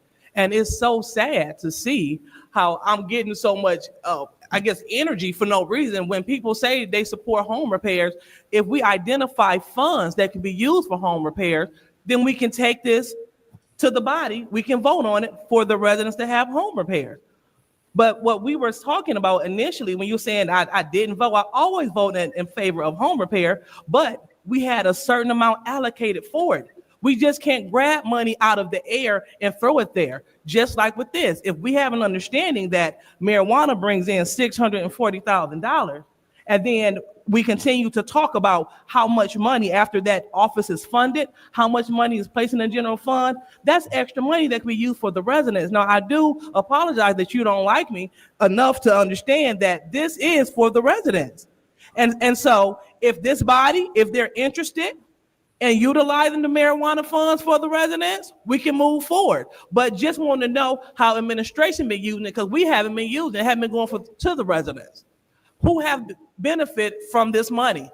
And that is my question. So I do apologize. I'm not the person to ask, but I would like to know. And that's why I brought the special order to the floor, just so we can have a grasp on where this money is going, where it's landing. And so it's nothing about what your job, nothing about the office. It's about what are we doing? Because this body, we get it confused a lot of the times.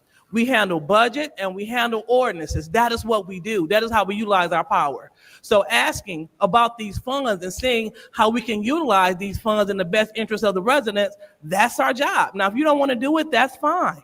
But this is why I put the special order here, so we can get an understanding. So thank you for telling me about the $640,000. Thank you for breaking down how the office costs $570,000 and how we have a surplus that's put into the general fund. Now it's at the pleasure of this body if they just want to move forward and not touch it, or if we can do something good with it. Because with this revenue money, I mean, we can have, I know that they voted down the ward spending. That's fine if they don't want to spend the money in their ward. That's fine. But we can utilize marijuana money to continue to supplement our ward spending going forward. No, I don't know what what resident wouldn't want us to have some money so we can do things with neighborhood associations, so we can get rid of blight. I don't know. But if my colleagues don't want to do it, I'm one person body of 9, that's fine. But I'm just trying to seek information. That's all I'm doing. No accusations, because I don't do that. Okay. Thank you. And thank you to Xavier with 810 Flint, because one thing they both do, her and Judy are liars. So here's the thing. We have voted down before. Councilman Mays put $20 million down on the floor when we were over at the county building. Her and Judy voted no. They both voted no.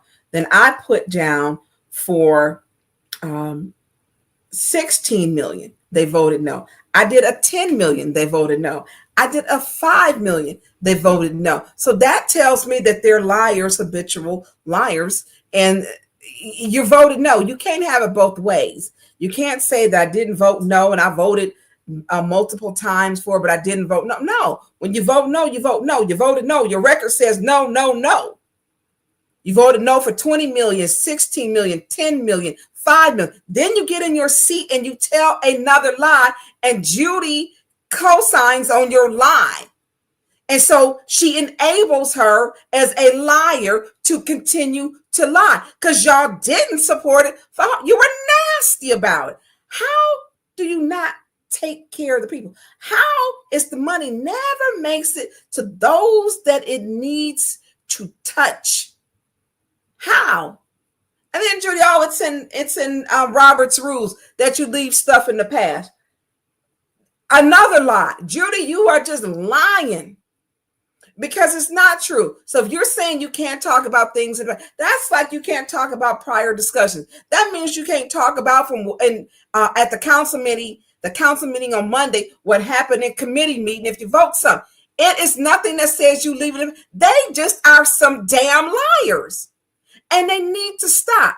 LaShawn, don't vote for none of them because they have been the chaos. We help remove them and strip them of their power. The community will thank you for it because they just lie. 20 million, 60 million, 10 million, 5 million, home repairs, opera. No, no, no, no. They were consistent with no because why? They had the power and they become drunken with power.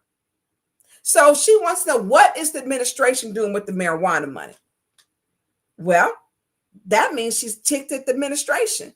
So she's shooting over the bow. You won't win that one with Mayor Neely. You won't win that one. So that is a fact. So she wants to bring it to light. And she's always been disrespectful to everybody. She was courteous for the first time to Jonathan. Why? Because her target is Mayor Neely. Now, I don't know if she got that 50,000, that 25,000, because she brought up a note. She done brought about 8 special orders in the past month because she's bringing up topics in the special order for discussion to let him know, this is what I know that you're doing in your administration. This is what I see wrong. And I'm tapping you on your shoulder to let you know I'm coming for you. She's probably going to run for state rep. She probably is. I would not doubt it, but she's tapping them on the shoulder and watching. We have literally had like 8 special orders and they've only been hers. They've only been hers. You know, we can use them for home repairs. You didn't care. Liddell threw out the resident that lived in her ward on Patterson Street.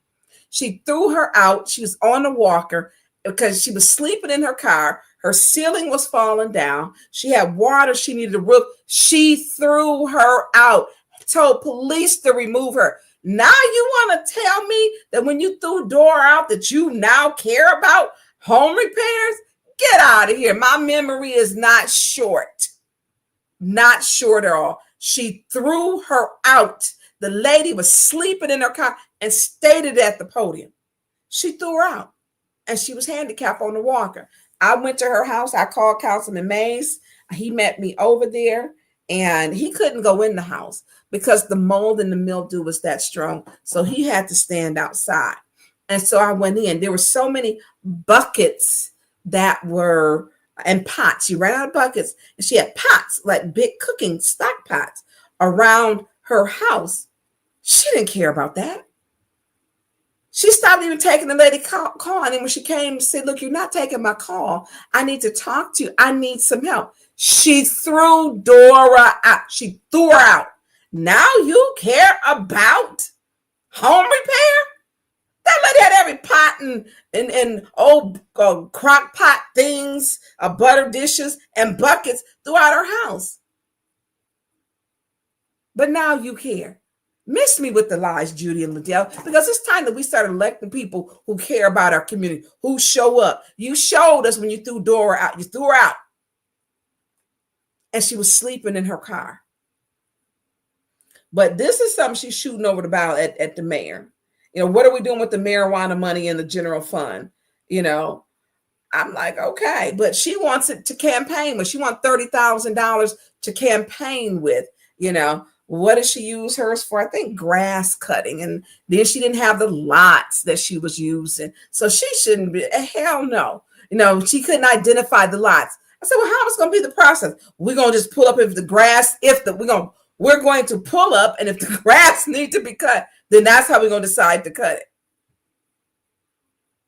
You have a parcel number, you have an address, you just pulling up to cut some lawn. That was her process. That was her process. And so she's challenging the mayor. I would be surprised to see her run for state rep. I would be surprised. Well, Candace ain't gonna do it. She's not gonna slight Mayor Neely like that. Not at this point, you know. So anyways, I found that to be interesting. So she keeps giving those 8 special orders. She's shooting at the mayor, shooting shots at him, letting them know everything you're doing, I'm bringing light to it. I'm bringing light to what you're doing, because I want people to know what you're doing. That marijuana money that you're getting, what are you doing it for? What are you using it for in the general fund? And she's talking to people saying other stuff. It's a bunch of stuff she's saying, okay? Bunch of stuff. So I'm just saying, you know, so so we're gonna move on. We're gonna move on down the road.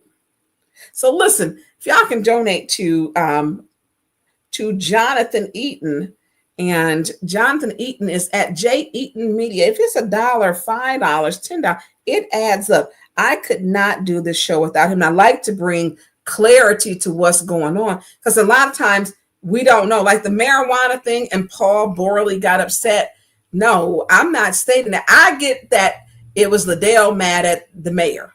That's really what the problem was. She was mad at the mayor. You can leave that up because I'm looking for something too. She was mad at the mayor, and with her being mad at the mayor, she was ticked. And so she's been exposing areas of question that people need to look at, is what she's been exposing, consistently doing that. Let's look at the marijuana funds. Look, also them golf courses where they had a marijuana events. How they not making no money?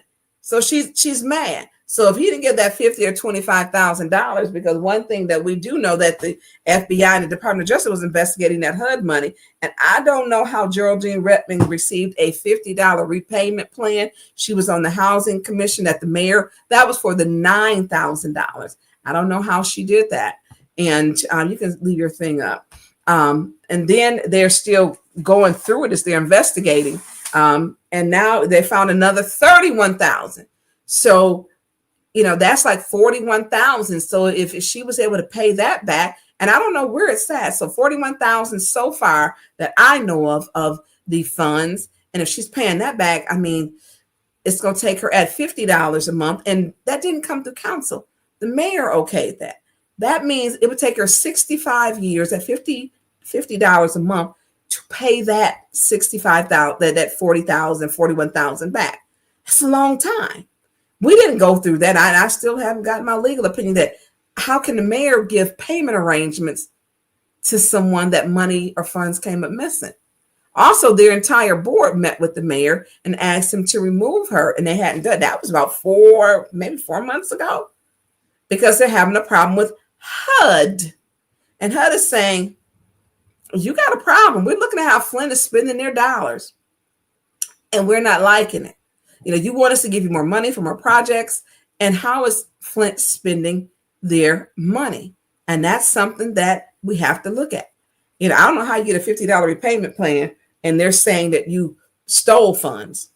And that is, I don't know that. And why wasn't this turned in? Because it is criminal. The judge should decide. That's something with the attorneys and the prosecutor. It should be worked out, not the mayor, because you can't take funds or divert funds to an account. You can't do it. You can't do it. So if you could please kindly donate to Cash App, J. Eaton Media, if you could please kindly do that.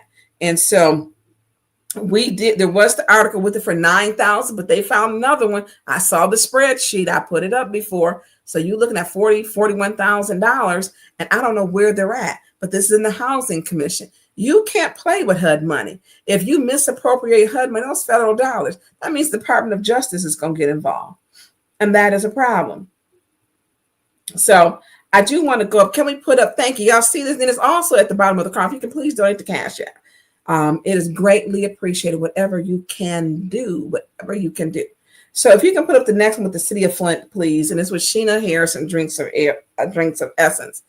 So I want to put up, which I am very proud of my younger sister. She's the youngest. She don't like being called baby sister because she says she's grown. And so she was highlighted on the City of Flint. And it's funny because she's a very smart, she's a social worker by trade, and she has a business. And if you can put a video up when you get Sheena Harrison, owner and CEO of Drinks of Essence Bartending School. Well, how I got started here was the amazing City of Flint and all of their lovely programs, anywhere from the initiative program to 100K to the City of Flint to the mayor. Flint, we have this amazing ecosystem that really supports and helps small businesses. So Drinks of Essence originally started with just a mobile bartending company. And what we did there is we just basically do wedding receptions, bridal parties, anything that they need a licensed bartender to come and serve their guests. We started off that way, and then in 2019, we were the first licensed bartending school in mid-Michigan. So we've been doing that since then. And so we have a program. We have two options. We have a 3-day course, which is usually a weekend course. That's our accelerated program. That program is for people that just kind of want to get in and get out. We also have a weekday evening course for those who work, because a lot of people have jobs, but they want to get an extra trade or do something to make a little extra income. So we have a program Monday through Friday, 6 p.m. to 10 p.m. I'm just extremely happy that I was chosen to be one of the recipients for the lovely grant. Thank you so much, Mayor Neely and the City of Flint. You guys are amazing. All right, Flint strong.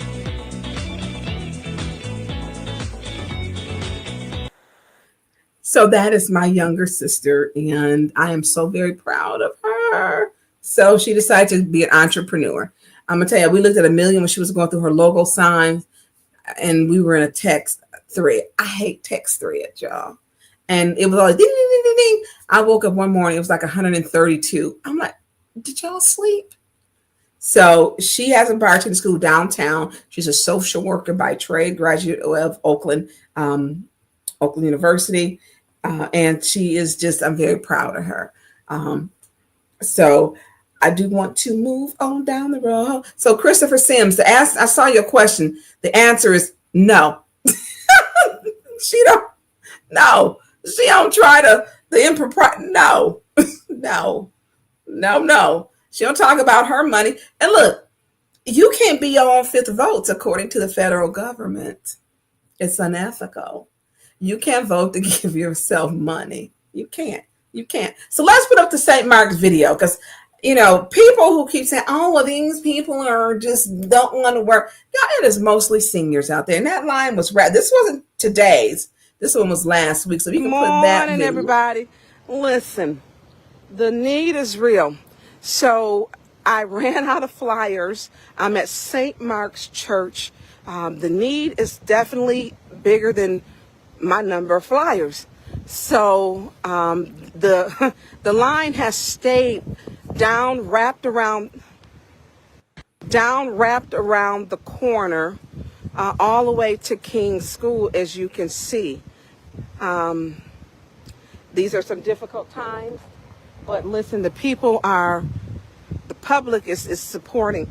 You know, look, if there are other sites, they are on my Facebook page also. They are on my Facebook page. So you can go to, Monday is Bethel. I think Wednesday is Asbury. Thursday is Greater Holy Temple. So you can go to these places. So the line has stayed steady, and I'm going to walk so we can kind of see. Battery is low. So we got a line all the way down. We know that SNAP benefits have not been, and we're going to walk. SNAP benefits have not, people don't have them. The line literally has not, it has been this way all morning, and it has not went down. So if you know of a site of where food is being given out, share it. Share it with people, because the need is clearly, it's a big one. And we have a lot of our seniors that are here because they depend on this food. Nobody should have to choose medication, rent. Hey, come on. Yeah. You can't find it? I'm on your page. Okay, it should be on there. Do me a favor. Inbox me, because because the flyer I ran out, and I will get it to you. Okay. Inbox me. Okay. So if you have or know where food is being given out, share it, because the need is so great. And a lot of these people, they're seniors. They're seniors.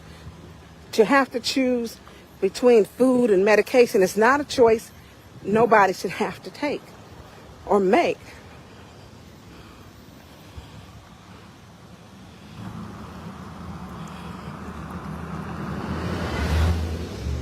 And the line, I mean, it has been steady. So this is St. Mark's Baptist Church, the corner of DuPont and McClellan. And y'all, I ain't even at the church. I've been around the corner. Literally. And it has not went down at all. And a lot of these people are seniors. So the hoax is, working, able people, shouldn't be getting this. These are mostly seniors. Literally. People who retired, and the cost of inflation did not keep up with their retirement.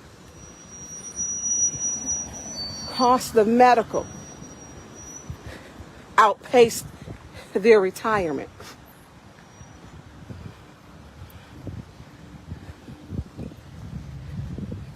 Look, and I still ain't made it to the church yet.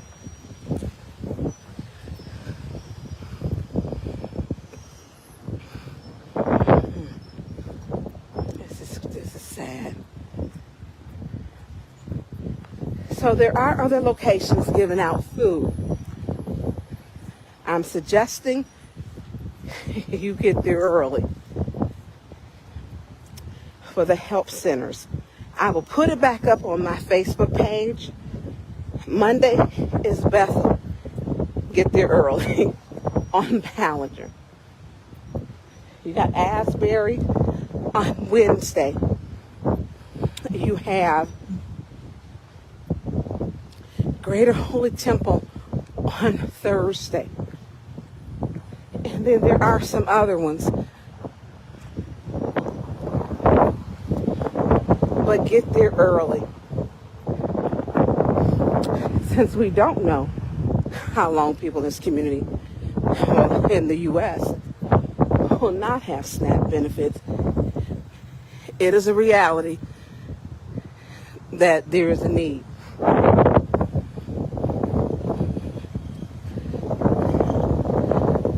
And this doesn't include the people who don't have transportation.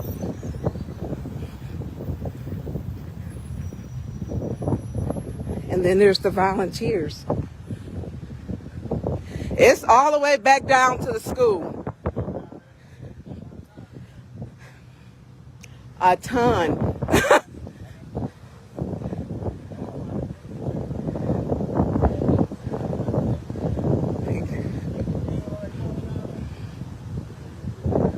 Yeah. And I ran out of flyers. Okay, y'all, look. I made it to the parking lot. This is the back of the church where there was the fire. Where the church was firebound. St. Mark is still out here serving. Still out here serving. They said, ain't no fire gonna stop us now. And they still out here serving. Fire and everything. And they still out here. Yeah, I made it to the parking lot. I made it to the parking lot. And these are the wonderful volunteers who make this happen. That line is long. I walked the whole line. I got it and ran out of flyers. You know, but Okay, we can cut it. It's a need. So that line stayed like that the entire morning. So I do want to say a great big thank you to the Food Bank of Eastern Michigan. And people need to know they serve 22 counties. 22 counties. And those are thousands of people that through their services that they're serving. And I saw Reed. I said the bill has passed. I'm gonna watch that later. We got to get into that later and work over it. And so to the volunteers who show up, thank you to each and every one of you. It's a lot of work. That line, they served hundreds of people that day. And I'm like, I can't just sit still. Yeah, that bothers me. And I wanted to, I like talking to the people. And it was literally wrapped around the corner down to the school. And that they had already been giving away food at that point for about an hour, a little over an hour. And the line continuously moves, continuously. They had already been given food. So St. Mark will be a help center. It'll be the 4th help center. They have stayed in good standing and they're doing good work in this community. So, and thank you to everyone. And thank you, Jonathan. Jonathan was out there. He came through the field. I said, what are you doing? He came out there and he was filming, and we have better days ahead of us, but we know that we need to make some changes. So I wanted people to see that the need is real. So can we put up what do I have up next? I want to say congratulations. I think it's the North Flint Food Market. Congratulations, Tanya Sladell no longer working with the mayor. It seems like she's swifting ways. Something is going on. They don't really talk to me like that, but with her setting up 8 resolutions and saying she want to know what's going on with the marijuana, and she has not been at them press conferences. She has not been there. So we can put up the North End Food Market. It opened up, and congratulations to Dr. Flynn for following that through. It is up. The market, it looks beautiful inside, and people were there. It was packed. I did not make it there. I didn't see very many elected officials, but I'm glad that he's seen it through to fruition. There are many who do support the market, and it is no press con was a sign for me. So this was, and it's, y'all, it's clean. Because y'all heard me talk about Save a Lot. This is clean, and I will support it. I am going to support it. So this is the inside. We can shuffle through them. So congratulations, that's them stocking the shelves. Shelves are well stocked. Floors are clean and new, and they serve hot food. And some of the pictures, people were buying hot food.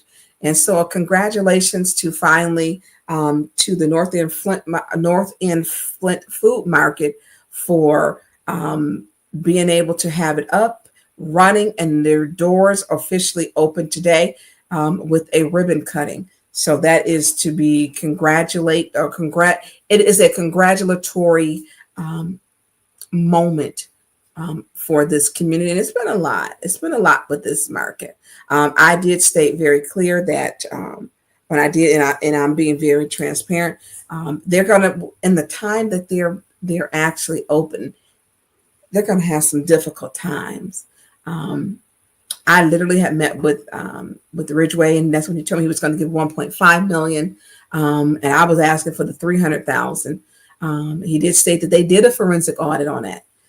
They did one, and they said nothing was out of order. There were some costs that they didn't expect, like people stealing supplies. They didn't have security, that they needed security basically 24/7.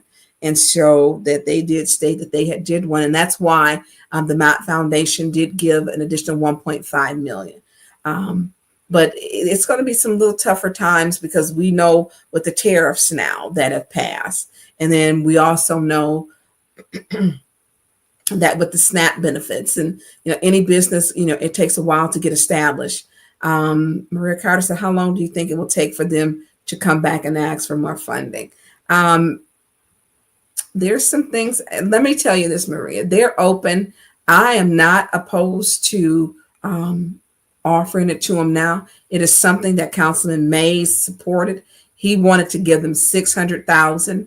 The store is open. It serves the community. And whether we like it or not, and people may have their different ideas, the store is now open. It's open and serving the community.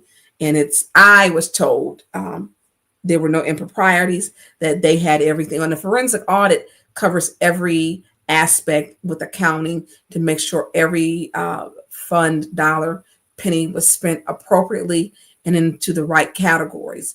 And so if they come back, it's a new store. We have problems with the SNAP benefits.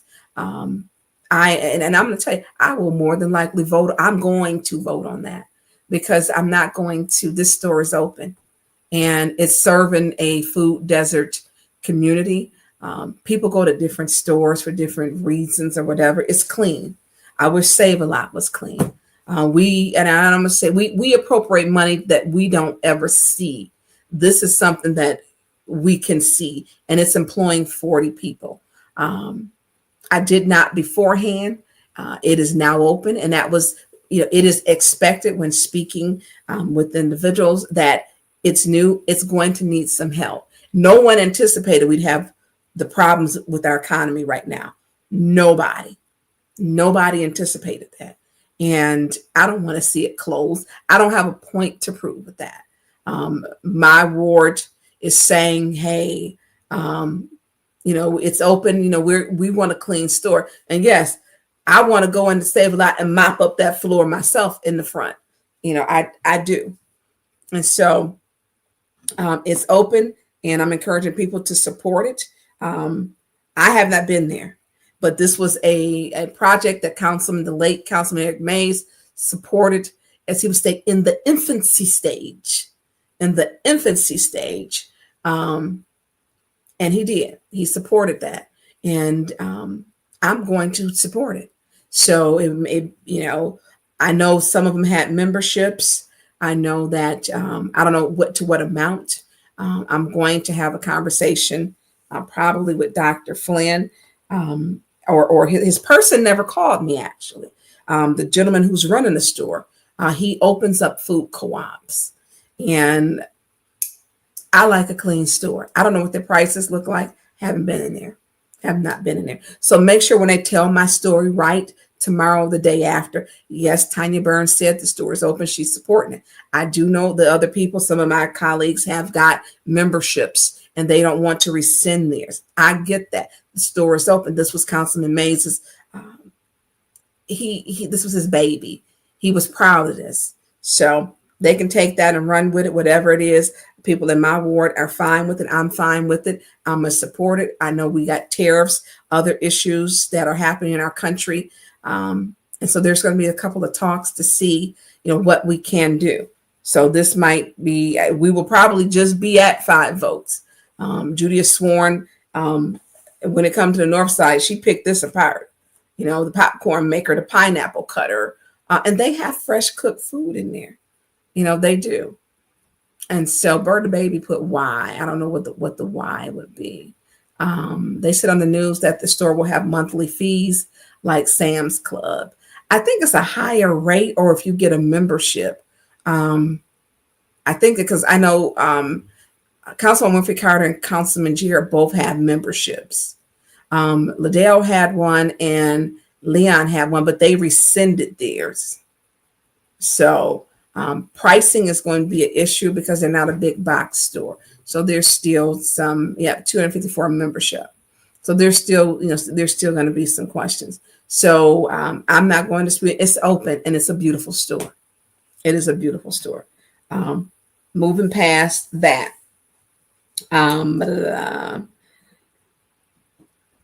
So also, if you want to donate, Cash App, $ Jay Eaton. I pulled this up. I don't know how that got down. Please kindly donate to Jay Eaton Media. This allows me to bring these, to bring clarity to some things so that we all are on the same page. Somebody who had asked about, Maria said, I heard the prices were good. Oh, wow. That is interesting. Okay. That the prices were good. I haven't been in there. I have not. So we're gonna move forward on that part.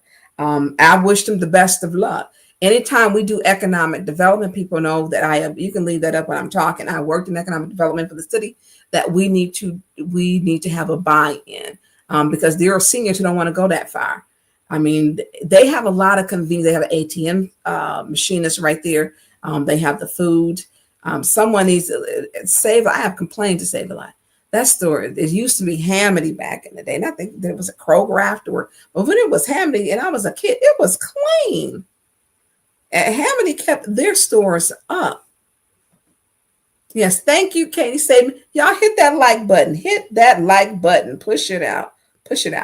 So I want to go on. Thank you. If you didn't donate to Cash App Eaton Media and hit click like, share, subscribe, and then also click the notification bell. You want to donate, we accept anything. It could be $1, it could be $5, it could be $2, to Eaton Media LLC. I want to go on to Nancy Pelosi. Nancy Pelosi has been a figure in politics for decades. She is finally retiring.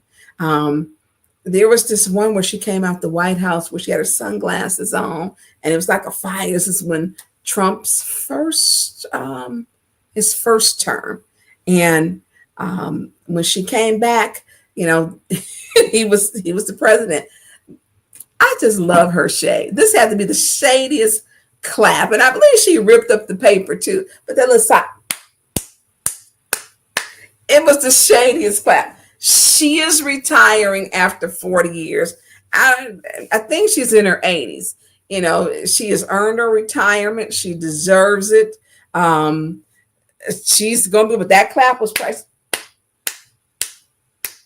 I was like, ooh, the shade was real. So congratulations, Nancy Pelosi, for retirement. It is well earned.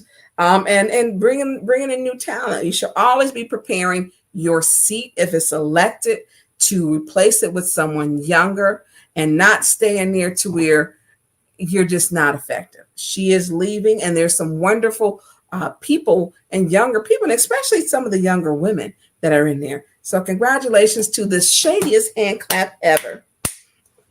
She is retiring. The shadiest hand clap ever. So thank you. So we're going to go on to, he probably thinking, what am I doing? Oh, I do also want to talk about, if you can put the flyer up, Arthur Woodson has got his study, and on his cancer cluster study, he had a forum on Wednesday. Monday, and I could not go at the same time that we had a city council meeting. He has a second one on November the 18th. It is at, I believe 5:30 to 7:30, but the flyer is also on his page, and I have it up on my page. So it says, find out more about the cancer feasibility study. So now, so waiting for Chuck Schumer, that part, and Mitch McConnell too.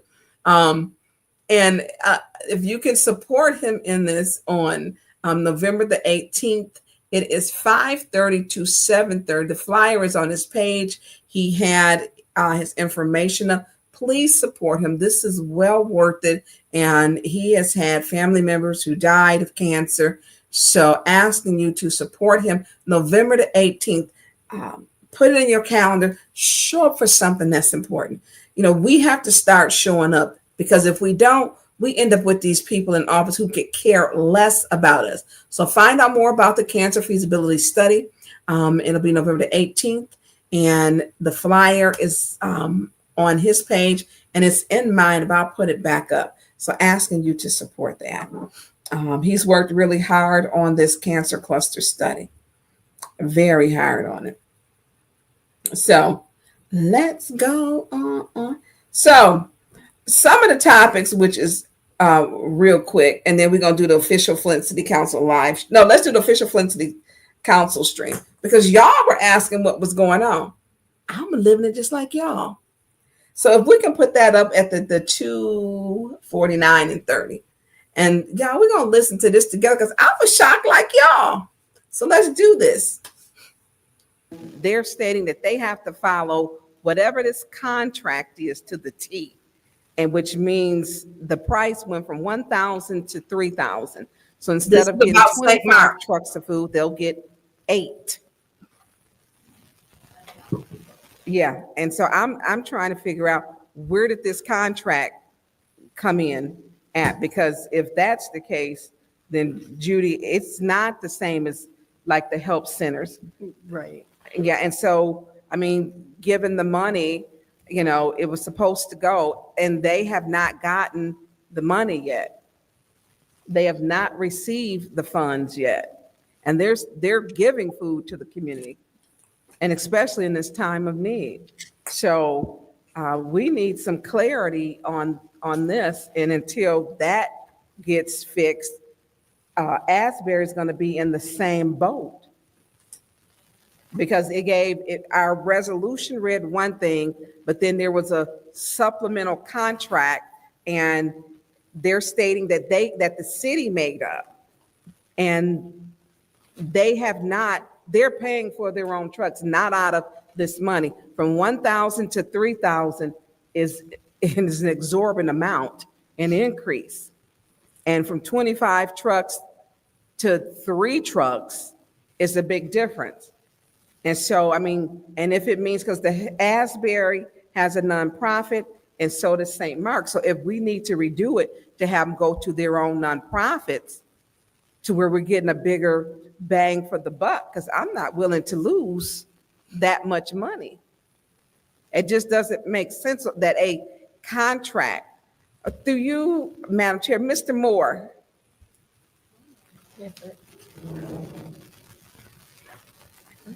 And I don't know if Mr. Borley wants to come too. I don't know with the contracts.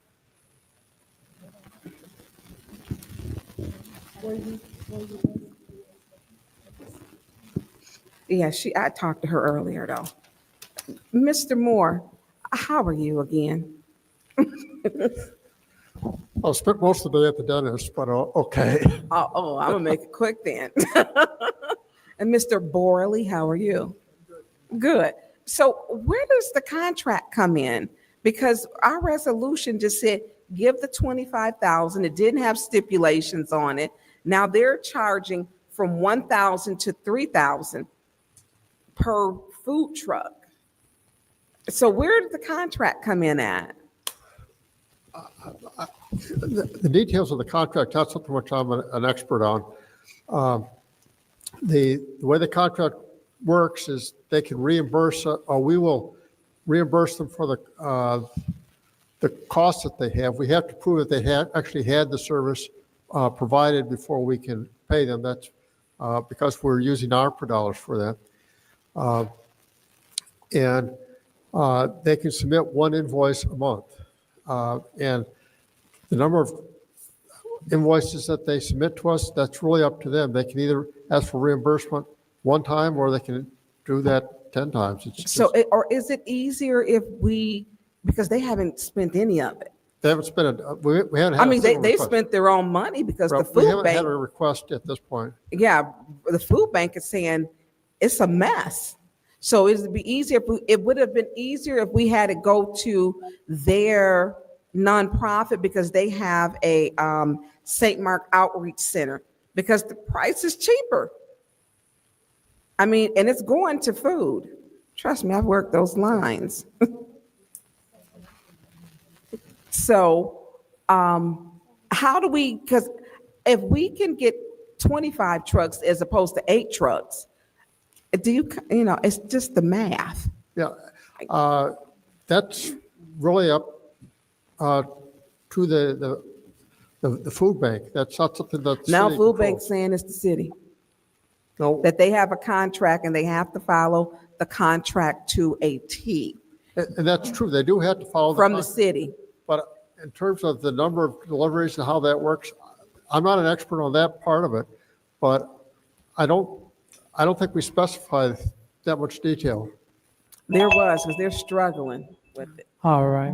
Through the And the chair, contract Anyone wasn't in the else? resolution. And the, No. through the chair. hold on one second. Okay. So anyone else? I Yeah. believe this is the first round. Are you second round? No, this was the first round, I believe. So anyone else in the first round? So Okay, you anyone want else in the to second go round? directly to them? All right, so. Yeah, no one yeah. else? Yes, I would like to take my time.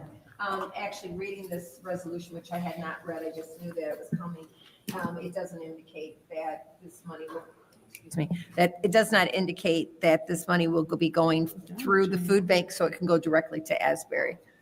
Okay. So that, I was going to make an amendment to the resolution so to avoid this conflict. So I'm just want to clarify that as we were Alright. discussing it sidebar here. Got it. All right, so anyone else in the second round? Yes. question. Oh, go ahead. Oh, go ahead. Go ahead. Well, go ahead. Go- Madam Chair, so why is it different for St. Mark than it is for Asbury? I asked. I mean, because we got to make it equal, right? I understand that. I'm just saying that I'm reading the resolution. Is that it's not in the resolution saying that it's going to the food bank in this resolution. And I asked the city clerk to draw up this resolution for me. Okay, but we did do St. Mark's that way, correct? I believe so. Okay, so we do have to have the same as we have for St. Mark, as we did for I'm- Asbury. I mean, we just got to be consistent. Request for information. I think they. What is your need to request? Roll back to do the way Judy does it, because it's not going to work any other way. Hold on, wait a minute. Hold on. So Councilman Shaq, go ahead. I'll just get the floor. Oh, okay. It was still my time. All right, no, I understand. She did a request for information. All right, so go ahead, Ms. Mashat. Excuse me, Ms. Johnson. Finish your I'm thought. just trying to see how we going with this. So, are we able to allocate St. Mark money to St. Mark versus to the food banks? Are we able to reverse that, even though it was already passed? Is that point of information, or who am I talking to? I don't know. All right, so is that your time? Wait a minute. Okay, is that your time? Yeah, I was So just. I can answer that if you would like Yeah, through the point of chair. information, I Through the guess. chair. So we would have to amend that resolution. We would have to do an amendment to the resolution and pass that for St. Mark's to change it. I yield my time. Anyone else in the second? Madam Chair, Go ahead, Mr. Shaq. through you to the city attorney. Has the contract with the food bank already been signed for St. Mark? It has. This is the standard MOU contract that recipients of ARPA all have received. So I'm just reviewing it now to make sure it doesn't have anything that stipulates that to the effect that Councilperson Burns brought up. It is a standard. It's a reimbursement type contract for ARPA fund recipients. So what we can do is amend this so that it goes to the food bank, But before the contract is signed, just make sure it says the correct thing. Yeah, but they don't, when you go that way, they don't get the money. No, it'll go, they can pull from an account though. That's how that works. So it's still their money. They just pull It from ain't an working account. like that. I have to understand what that contract, No, that's why I'm saying just make sure their contract is correct as we fix this one. how Judy is saying is how they all should be done. They're an existing nonprofit. Because it just, it's how they're doing it. She's actually, it's the right way, go directly to the nonprofit. No, but what she was saying was, you said they said it was because of a city contract. So all we have to do is make sure our contract doesn't lead them to that notion with her, because we can't, if we're saying we have to be fair and do it the same way, St. Mark's is already signed. So it's nothing we can do other than, in order to do it the same way, we have to do this contract and make sure that that stipulation is clear, that it's not going to be like that. Because other than that, if we approve it, it's going to be different from St. Mark. We already have a signed contract. And that's, hers needs to go that way. All right, so just want to be clear. So are we saying, We need to fix St. Mark. that's fine, but the goal tonight though is the one that's on the agenda. So are we going to pass it as it reads, or are we amending it to go to the food bank? Or are we just going to pass it as it reads? As long as they get their money in. So we're going to pass it as it reads. Okay, and we're not amending it to go to the food bank. Yeah, but we gotta be fair. I mean, go ahead. I'm giving you two things. Either They both we need to figure out how to make St. Mark's look like theirs. so that the contract is already Or signed. maybe we can have them cancel it and then put a motion on the floor to do St. Mark 25 to the St. Mark outreach, which is another way to do it. Then they can both read like that one. I mean, either way, I'm committed to making sure that St. Mark's gets fixed, but I don't want to hold up Asbury as we're trying to Right, wait that's for what I'm that. saying. If we could ask this, can the city attorney, can we cancel out St. Mark's or can they cancel it? Wait a minute, hold on, wait a minute, this is getting off the rails. It's supposed to be through the chair, so let's make sure that we do it the appropriate way. And then you don't have the floor, Madam Burns. It's still Councilman Machette's time. Well, all y'all just talking yesterday, so. All righty, so this is Huh? the second round. And so, Ms. Burns, would you like the floor for the last Well, time? technically, nobody like paused my time. Everybody was talking on my time. So that was your time. So, Ms. Burns, would you like the floor? No, what I'm saying is because even at the last few minutes, you were still talking on my time as well. So I'm just trying to figure out, are we going to give me my time back She or went what we about- doing? About a minute and 25. I mean, no, you were having a free conversation with Ms. Burns, and it was going back and forth. So just want to make sure that we're clear. So, Ms. Burns, we are in the second round. So you're not going to give me my time back? No, I was not. Okay, understood. That's fine. So do you want to speak in the second round? I do. So I'm gonna speak so what I want to do, Mm-hmm. thank you, is to make sure both of those are the same. And at some point through you two, to you, madam, to the chair, to the city attorney, can they cancel theirs to make it mimic, to be identical so that we can get rid of the issues? And then if they don't act on that one, because they haven't signed it. They have not signed their contract with the food bank. They have not. And then we can just do them both the same way, the way that Councilwoman Priestley's is, because then that way they're both going to go, they have a St. Mark outreach. But when we first started out with St. Mark a year ago, we were not all on the same page, but tonight we seem to be. Through the chair, as it relates to the MOU for St. Mark, that is a fully executed contract. All the parties have signed. So what we would new resolution to rescind this contract, and then a resolution that will bring forward the revised contract. So how do we revised do this resolution. tonight?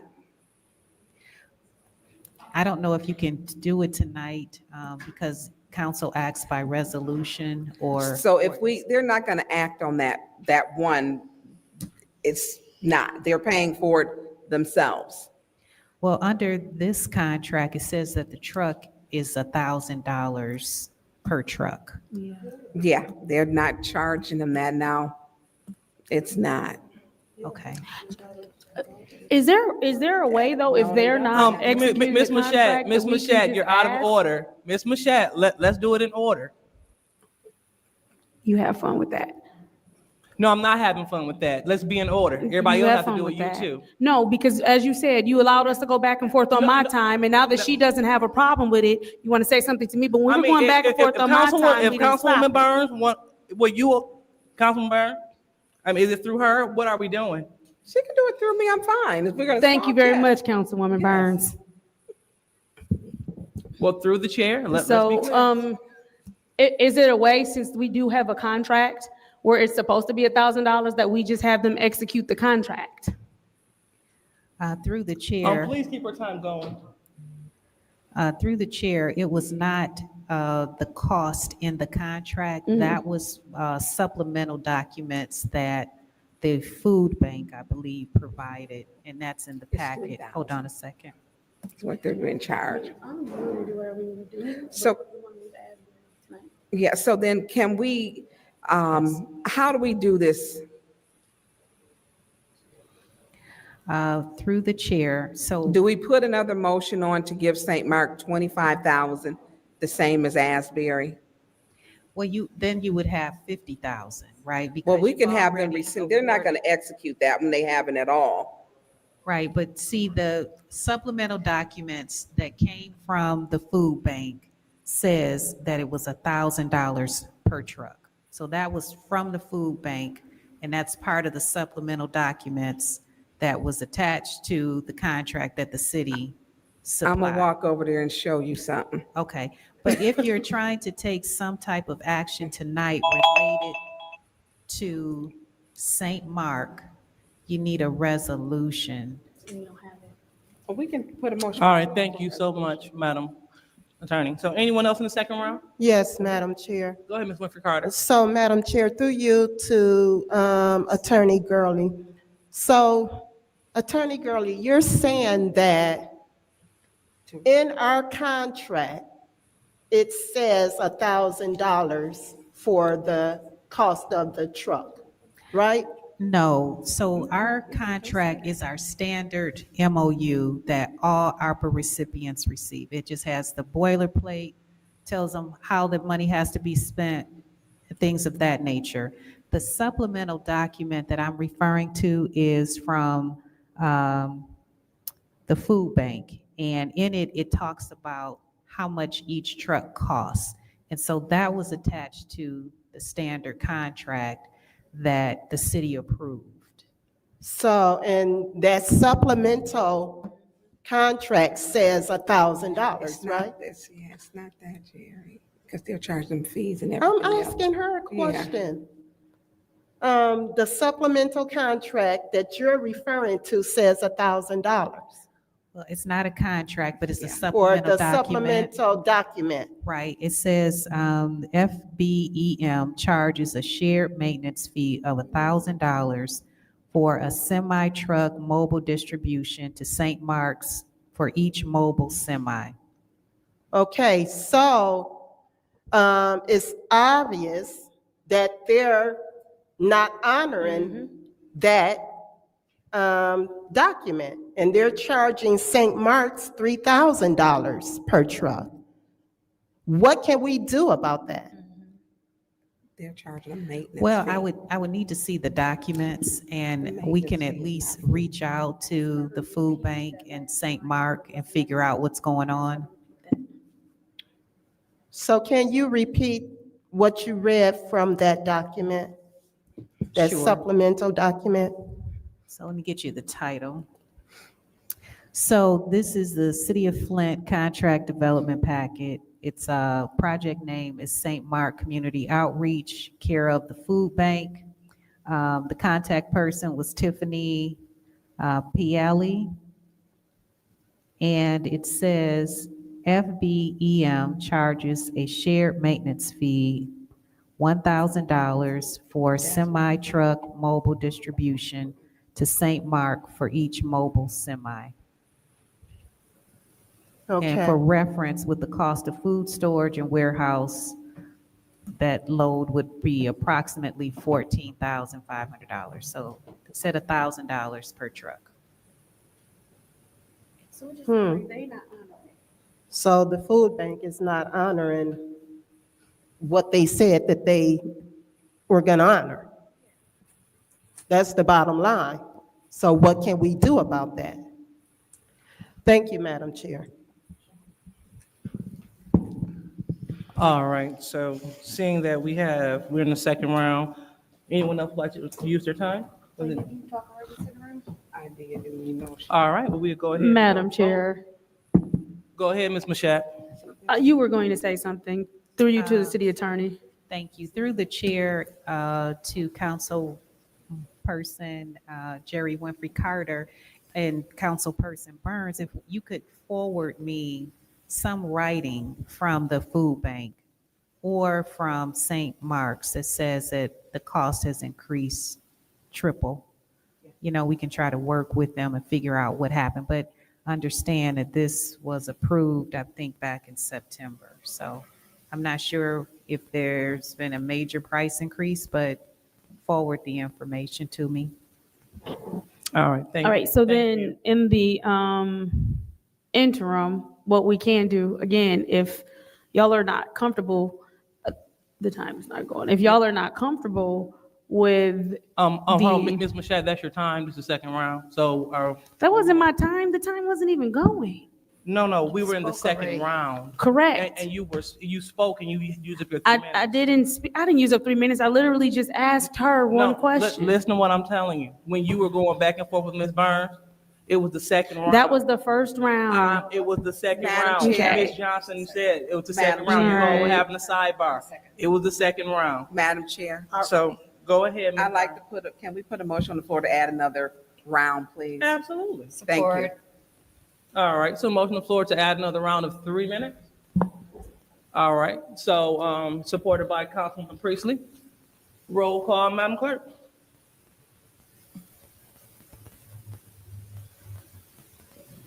Ms. Winfrey Carter, Yes. Ms. Burns? Yes. Ms. Mashat? Yes. Dr. Lewis? Yes. Ms. Johnson? Yes. Ms. Priestley? Yes. Voted 6 yes, 0 no.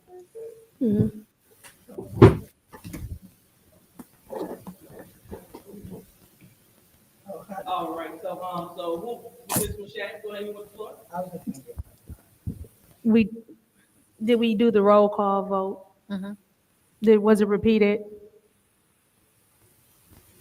It's 6-0, so the motion passes. So who would like the floor in the additional round? Madam Chair. Go ahead, Ms. Priestley. I think that in order to deal with St. Mark's, I think the easiest way to do it is to get the information and share it with the city attorney, and then have it, whatever needs to be fixed, if we have to do something, then we can bring that to the next finance committee meeting. And I think that'll solve all that issue on St. Mark's. I'm done. All right, anyone else in the bonus round? Yes. Go ahead, Ms. Yeah, Burns. that doesn't solve St. Mark's. So the $1,000 is the cost for the shared food maintenance, not the food.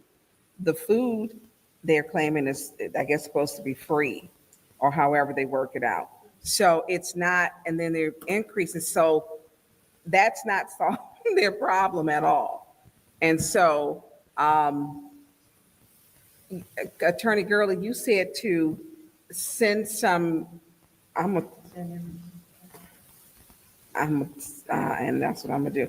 I'm gonna send you what I have, I started on this about 3 weeks ago, I think. And I mean, and they have a food drive. I don't even know if it's still going tomorrow because the price of the truck has tripled. And so it doesn't allow them, with how the contract, the MOU is, it doesn't allow them to do certain kind of food like rescue food. It's very specific to the terms. And so it requires a fully paid truck of food, that they got the price down to $3,000 over 8 trucks, which is outlined, and they have to sign an agreement. They have not, because they're not getting the full amount. I mean, if it's sent to theirs, and here's where we started. I think personalities got in the way of what the people. And tonight we're saying, let's do the people for Asbury, but we were doing personalities with St. Mark. And we need to make sure if we can get 25 trucks, I want 25 trucks because Asbury gonna get 25 trucks. And I'm not willing to do Asbury until St. Mark gets fixed. I'm just not, because I mean, people, the lines wrap and wrap and wrap around the corners. And so however we need to fix this, I'll send you what I need to, and then I'll get with St. Mark, and you can call a special meeting, Judy, I'll show up, and we can get them, both done. Okay, well, if we can get some of the other ones, because feeding the community is important to me. I'm gonna do a special meeting at midnight if I have to, because people are hungry. And I don't even think people got all their SNAP benefits. So if I gotta come out at 2:00 in the morning, I'm gonna do it. So, because I know there was some language in this, and here's the thing, we had a problem, and we on a better page today, thank God. But back then, we got no for almost a year with St. Mark, because we started off at 50,000 for them, and they still been feeding this community. And their money that they got goes to outreach services for mental health, for the youth, for our veterans. It doesn't go to their food. The church and the outreach are two different entities. All right, thank you, Ms. Burns. Madam Chair, Go ahead, Ms. Johnson. I have a question for the attorney. So the document that you guys have, that's a binding document, right? So that means that they can't change how much they charge in the middle of what's going on now with the SNAP benefits, right? So that's a document, right, that you have, because you're not saying it's a contract. You're saying that it's a document, correct? Correct. It is just a document. Okay, so the document means that's how much they was gonna charge us per food truck that we signed on, right? That is correct. Okay, so now my question is, how are they able to raise it to now, was it 3,000, 1,400? How are they able to raise it to that amount? And you have a document. You didn't say a contract, but it's still a document. How are they able to raise that? I don't know. I don't know what the conversations have been. So I would need to have some contact information for St. Mark as well as the food bank to figure out if we're all saying the same thing. Right, but from what we know and from what you know, the document was 1,000 per truck. That is the information that was listed on the supplemental documents that was included with our contract. Our contract does not state how much St. Mark and the food bank are going to have for the food truck. That's not part of this. Our contract simply says the city is going to give $25,000 on behalf of St. Mark's to the food bank. And the reporting and how much the compensation will be, that's the extent of our contract. Now, with St. Mark and the food bank, that's a separate contract. Okay, so why is it separate? So why the 1,000 that you have in your document is not the same? Because it does still goes with the city, right? Because you say your document says 1,000. Why are they jumping between St. Mark and the food bank versus the food bank and the city? Because the food bank and the city, the document says 1,000. Now St. Mark and the food bank, they're telling St. Mark something totally different. Well, that's what we have to figure out, where the increase is coming from. Right. But I'm just trying to make it clear that in the MOU that the food bank signed on behalf of St. Mark says that they will receive $25,000 on behalf of the St. Mark to supply the food. That's the extent of our contract. Thank you so much. All right. Anyone else in the bonus round? All right, seeing if there's Madam no one else. Chair. Go ahead, Ms. Mashat. So,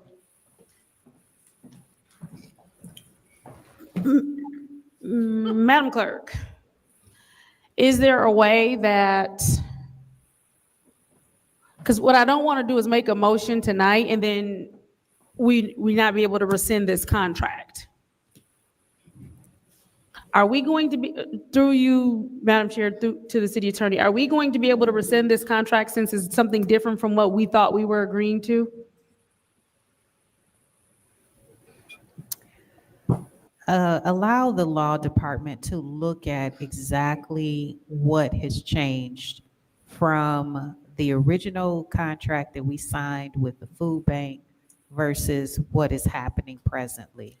It's hard for me to find out like what has happened that may have resulted in a price increase. I got it. So would you advise us to amend this tonight to include St. Mark to get 25,000 that they get themselves and just put the contingency of, they get the 25,000 only if we can't fix this contract, and then we'll just give them 25 themselves? Like, I'm just trying to figure out. Well, through the chair, what's on the floor right now is just Asbury. Correct. Right? So in order to do something with St. Mark, it seems premature until we can figure out what's going on. Okay. Even if we put that contingency in there? You've already awarded 25,000. Right. So that's the thing. And that contract has been signed by all the parties. Correct. So at this juncture, unless you have a resolution that says that council wants to rescind that contract, it's difficult for you to take action. Would we without run something into in issues writing. rescinding that contract, though? I'm sorry? Is it a possibility for us to run into issues rescinding that contract? If the price has tripled and you don't agree to that, and St. Mark's has an issue with that, that's a discussion we have to figure Okay. out. Okay.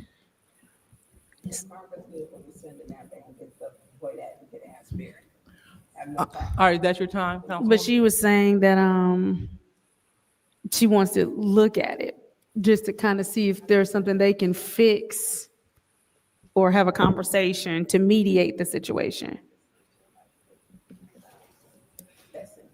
Right, but in the meantime, we have to figure out what we're gonna do about Asbury. All right. Is that So your time? you see the clock just like I see the clock. So thank you. Thank you so much. Madam And so Chair. seeing that that's, Ms. Murphy Carter, you're the last one to speak. Thank you. So with all of the conversation around this resolution and how St. Mark's resolution was written to go to the food bank and all of that, it was St. Mark's and two other. Was it Bethel? No, it was St. Mark's. Listen, it was St. Mark's, the Mission, and some other organization. I wonder, are they having issues with theirs? Point of information. What is your request? The other organization's having trouble because of the government shutdown, trying to get their certifications to be able to receive federal funding. That's the issue that one's having. Okay. Request for information. What is your request? Thank you. Does the speaker know that Bethel did receive food access and they're not 50,000 and they're not having problems from food access? Okay. But are they being charged? 1,000. Okay. So something is wrong, clearly. But with that being said, tonight, I will not be voting on this Asbury resolution until we can figure out how we can make this equal with all of the organizations that need the food and what we voted on. Yeah, I'm gonna make a motion to leave the resolution for Asbury here at council, or maybe You can cut it. yeah, I'm gonna leave it here. So look, thank y'all for standing up with me. So that was hard to sit through because you don't have enough time and they don't like suspending the rules. So suspending the rules should have been done, but we don't suspend the rules. And those were some of the things that were stated behind. And so it was frustration. Not that hard. Worst contract ever because how they did it with St. Mark, that the truck the $1,000 was for maintenance. How does the city not know what they're sending out? I should not have to go back and get emails and go back and do this. And so it drove up the price from 25 trucks down to 8 trucks because there's maintenance and other things. They had to follow this ridiculous contract to the T.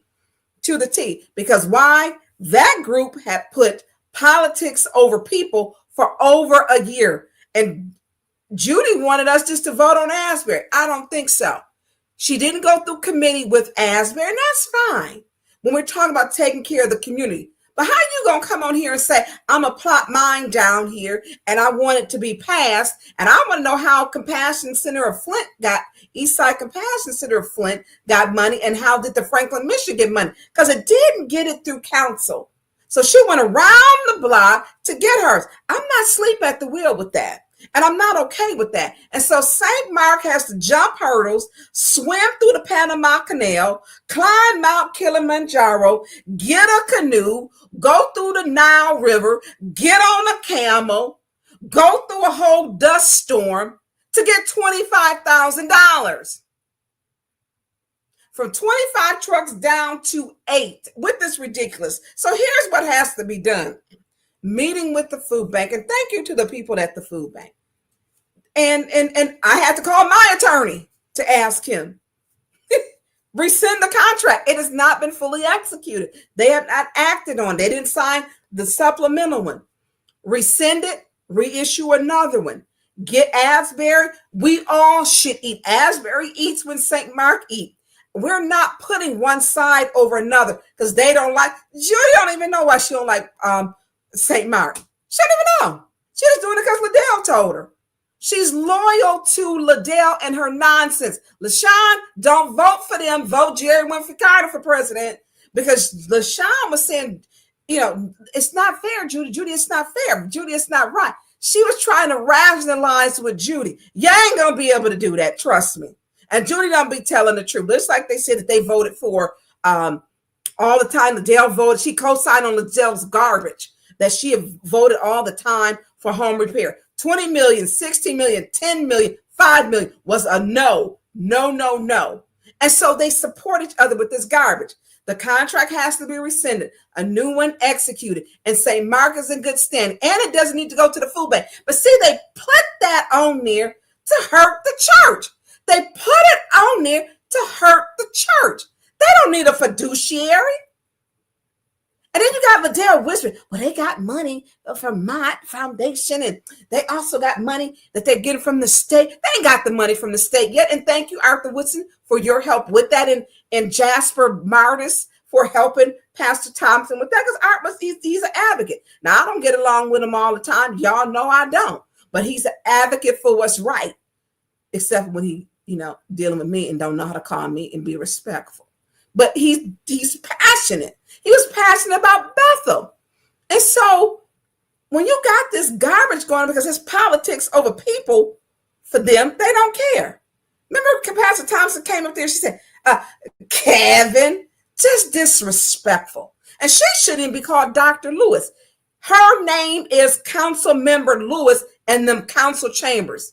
No one individual is greater than the other. It is Council Member Lewis. That's in Robert's rules. That is in Robert's rules. Not that, we have to leave stuff in the back. Just lying and making up stuff. And this is where we get bogged down.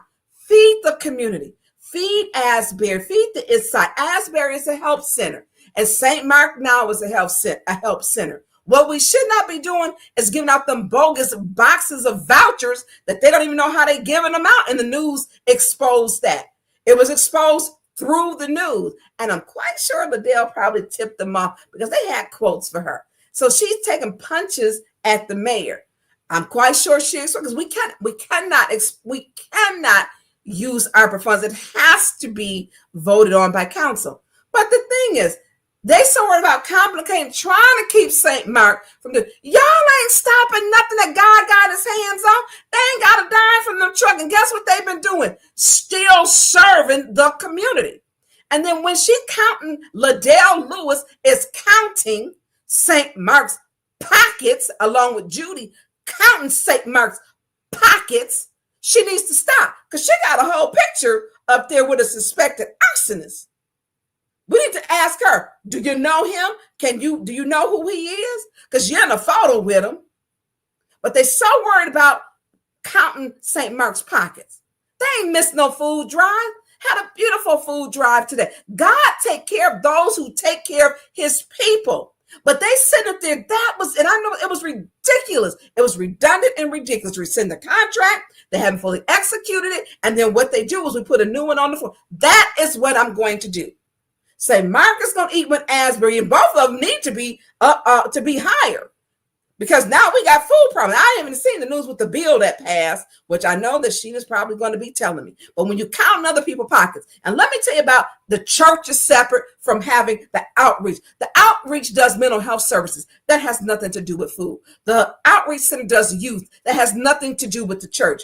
The outreach does clothing for the community. That's not with the church. The outreach does youth programming. They do veteran services. They do mental health services. With some of them on that council need to make an appointment. Make an appointment, because you can utilize the services through the St. Mark Outreach Center. And they need to stop counting their pockets. And so when you do your 990, which Liddell don't do her 990s because she don't do them. She, now, according to when they had looked on them some months ago, because she had her nonprofit revoked, we need to understand that they have to account and use every money. You have to account for every penny and all of the money that you use, and it has to be used in the way it was appropriated and given to you. You cannot take the money that's for mental health services and say, don't throw that on over there to food. You can't do that. You're breaking the law. You can't say for our youth program, we're going to take and throw it to the food. You can't do that. And so when Liddell is whispering in LaShawn's ear, she's telling more lies. She's telling lies. You cannot use that money for that. So while she busy hating on St. Mark, while she busy counting their pockets, she should be busy supporting them, because St. Mark's is in her ward. How dare you not support a facility, an institution, an organization who feeding the people that are voting for you? And she's had the nerve to have herself in that line before. Getting food. It was for a friend. It's for a neighbor. That's fine. But when you serve the community, we are the community. We help the community. You don't condemn a church and never showed up, never called that man and to anyone on that deacon board and said, I'm sorry. What can I do to help you? It takes a piss poor politician to not care about the people in your community when you're feeding them food and they're hungry and they don't have SNAP benefits. That irritates me. It shouldn't be this hard, but they were so busy making sure they weren't getting no money and counting their pockets. Let everybody eat. And Liddell, you can get yourself back in life. You're getting it for your neighbor, getting it for yourself, getting it for a friend. But support what's in your community. You don't have to like people to support what they do. Candace does not like me, and I'm okay with it. And she knows that I deal with Candace. I have to pray for Candace. Liddell, I don't care for her. And as much as she tells these lies, and she tells a lot of lies, you know, and them lies gonna catch up her with the mayor. You won't win against Sheldon Neely, Liddell. That's a fight. That's a fight you're not gonna win, because he's gonna destroy you internally. He gonna break it down to your Reeboks, because you cannot handle that with him. But feed the community, especially if it's in your ward. St. Mark not in my ward, but you know what I was doing? Wait a minute. There's funds over here for, I'm a fight for mine. Bethel got their 50. Then I took, which she should have took money from her ward money. I took the other part of my ward money. I did two things with the one was to support the Going Green Garage in my part because people call me, I ain't got a lawnmower, I got tall grass. Well, you ain't got no more tools. Go get you a free lawnmower to use. When you're done, bring it back. Get you a blower or whatever. And it's free. I wanted to make sure something was sustainable. We can use it again. Then the other part, because it took them so long to pass St. Mark and Bethel been had their money, that I ended up giving the balance of the 30,000. 15,000 went to that, split in half. And so that I can make sure. So now my ward, Bethel, has 65,000 because you know what? I'm feeding the people. And thank God that when your heart is right, we did not know we would be in this situation. Nobody knew. That line, I can look out the window. I'm sorry, they say I don't live here, but I can look out my window and see the line, okay? And it wraps. I've worked that line I don't know how many times. And so when you putting the people first, you're always going to win. When you put the people first, you're always going to win. 15,000 for my part, 15,000 for for Bethel. And then I said, let's get 50,000 for Pastor Thompson because I know he works hard. His deacons, y'all know they food trucks show up at 6:00 a.m. in the morning. Now, sometimes I just be going to sleep. Do you know the deacons at the church be there to meet them with the truck? And these ain't young folks. Let's be clear. They are there. When that truck comes from the food bank, the deacons, who are mostly retired, are there. It takes commitment. It takes love. It takes their dedication to Christ to do that. So when people insult them, it grinds me because them people volunteering.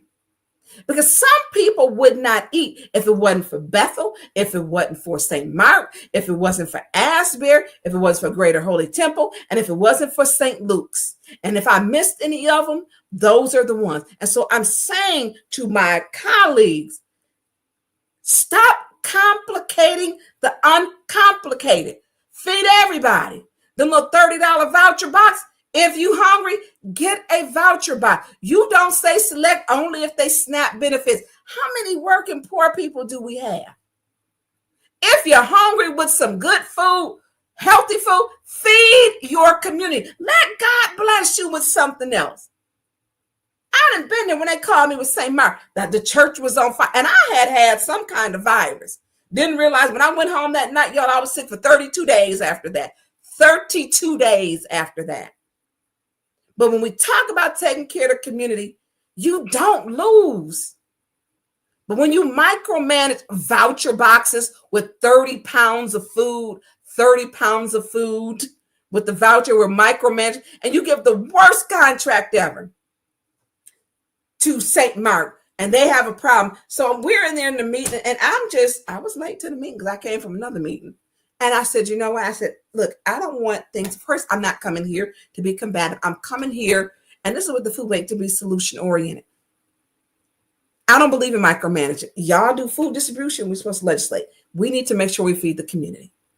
I said, and we're talking, Deacon and everybody is talking, and Mother Napier is talking. How do we get the biggest bang for the buck? There's different models of food. So the model food that they need is where they need directly to their nonprofit, which is in good standing. You know why? The state of Michigan is paying for it. If your child, if you or anybody you know need to talk to a psychiatrist, a therapist, contact St. Mark. Contact St. Mark. They have a food pantry. If you need an emergency box, contact St. Mark. And so when we're fighting for these things, this is what the community is doing. This is what we so busy counting his pockets. You can't commingle funds. It's against the law, Liddell. And she in her, but he get money from here. God is not going to bless you. You having all kind of problems. And you're fighting a man who is Mayor Neely is a seasoned politician. And he's going to out-politic you, Liddell, every day of the week that ends in Y. You're going to lose with him because you're touching him in a way that he don't like it because you stay just long enough to get close to him. He going to get you. And he's not going to play with you. He's not.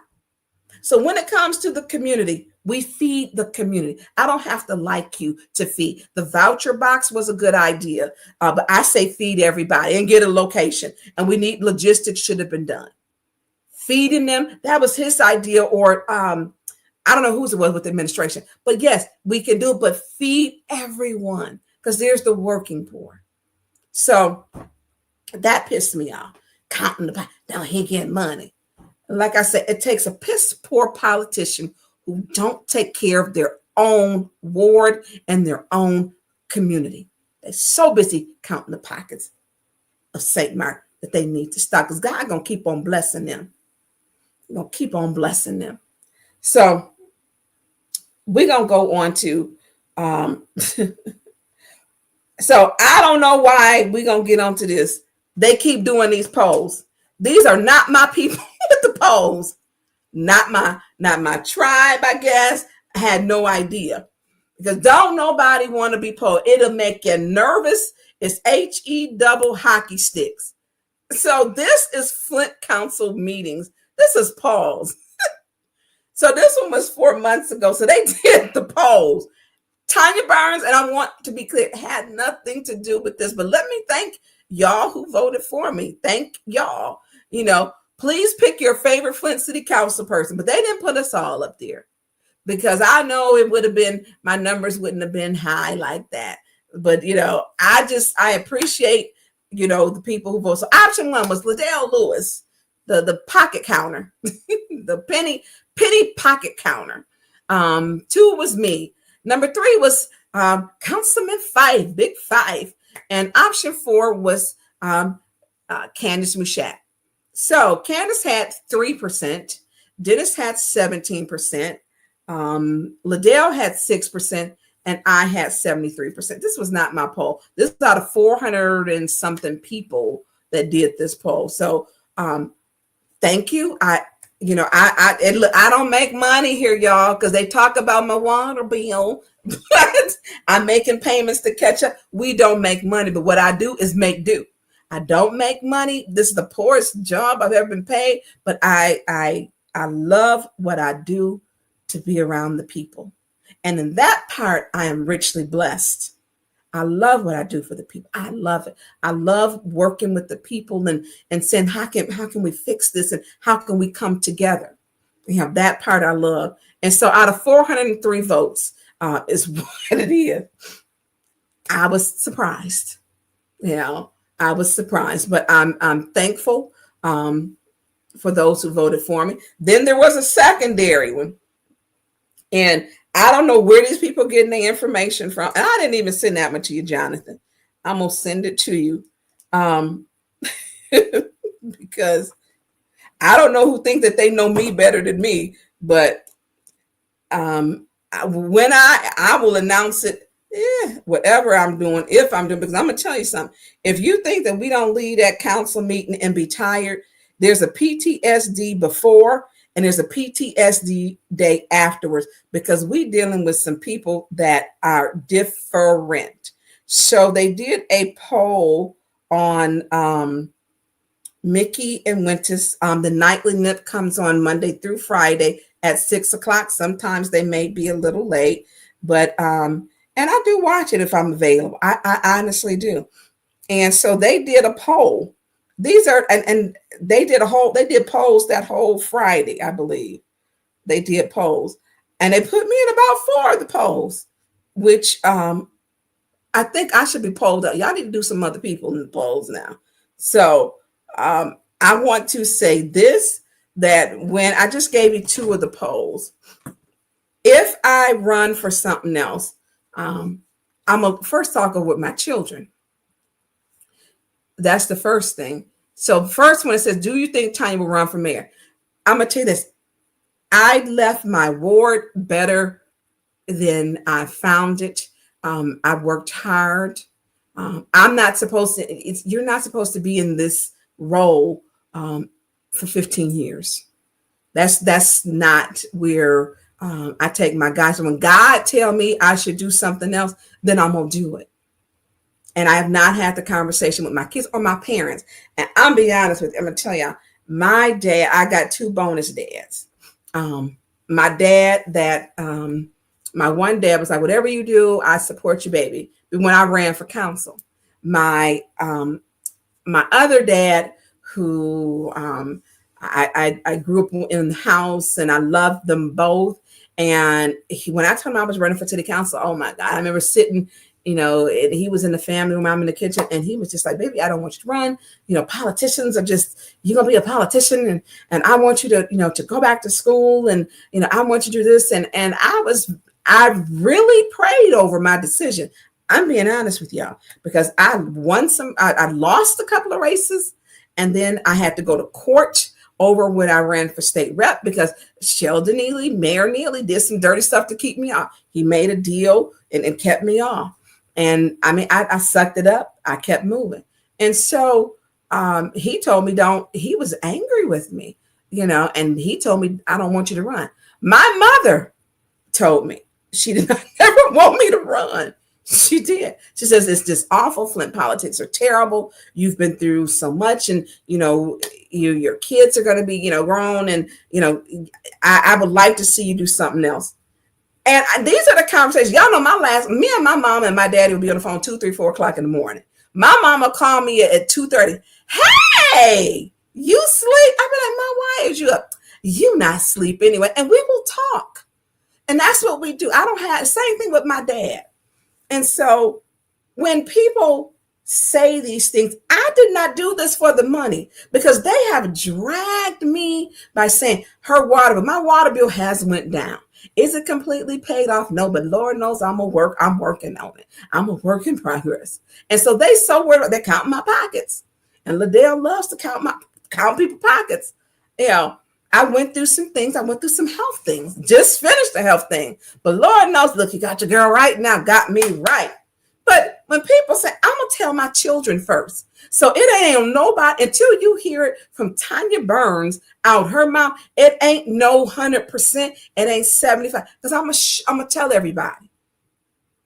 I'm going to tell everybody. Because it is so much thought that goes into what you want to do, because they crucify you. If I want to stay in politics, am I effective in my job? What is it that I want to accomplish? 20% of Flint votes. My last race, Mayor Neely put 5 people in the race against me. In that race, he had 5 people. I won the primary and I won the general. I had a whole uniform every day. I had shirts for every day that I wore, and I was on my game, because for me, I was committed to see that I can make a change. And we need to have young people. My seat at this point is where my conversation and thought process, is there someone younger who can take my seat? I don't want to be 84 like Nancy Pelosi, and they're doing I don't want to do that. You prepare your seat to do something better, and to someone else younger to prepare that. So until you hear from me, because I am weighing everything, I may not be. Literally, I have shared with y'all, if I made what we make in a year, I made in a week working. I honestly did. And that is my thing. Where am I most effective? I have a vision for Flint. You have to. I'm sitting on the council. And Liddell, you said that you never work with me. No, because I've been working with her. She'll tell a lie. I can show y'all the Zoom meetings we've had set up. Working on, when she put the flyer up, Candace said, did you agree to that flyer? I said, no. She didn't step out there and did it on her own about school fight. I'm going to go to it. I work with people who I know she absolutely hates me, dislikes me. And then she want to pretend like I don't. And I told her, no, I don't like you. You do not have one redeeming quality. And I mean that. Doesn't mean I won't work with her. Councilwoman Winfrey Carter told her she will not work with her. She did not. And so with this poll that they put up, but Mickey and y'all killing me with the polls. So this one they put 4 people in there. Put my dear friend, Mayor Karen Weaver, Dr. Weaver, she was in there. They put Mayor Neely in there. And this was just a sample. I don't know, was it 60 something people in that poll? And then they did um,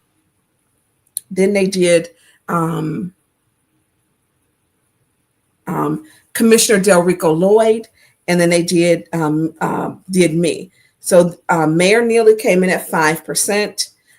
Dr. Weaver came in at 13%. Commissioner Lloyd came in at 30%. And they had in their poll me coming at 52%.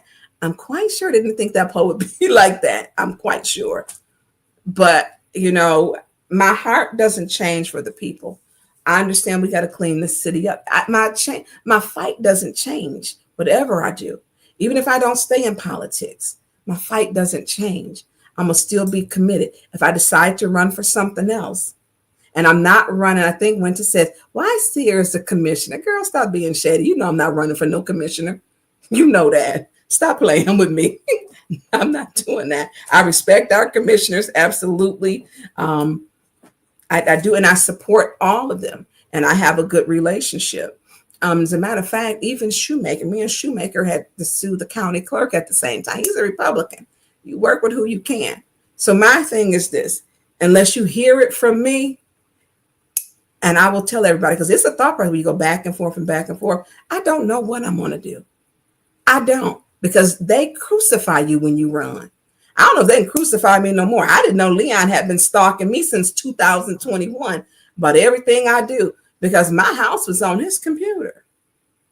Information about me was on his computer from 2021. I wasn't even elected. So this is it. And I want people to, and if anybody thinks that you're just jumping in there to run, if they don't know what's going on with Flint and they're not talking about it, you better be careful, because you have to rebuild and restaff every department in capacity. We don't have a DPW. I don't know if the last one from Canada didn't have a green card. I don't know. Our police department is moldy. The air is bad. They're in their offices with asbestos. Our planning department quit.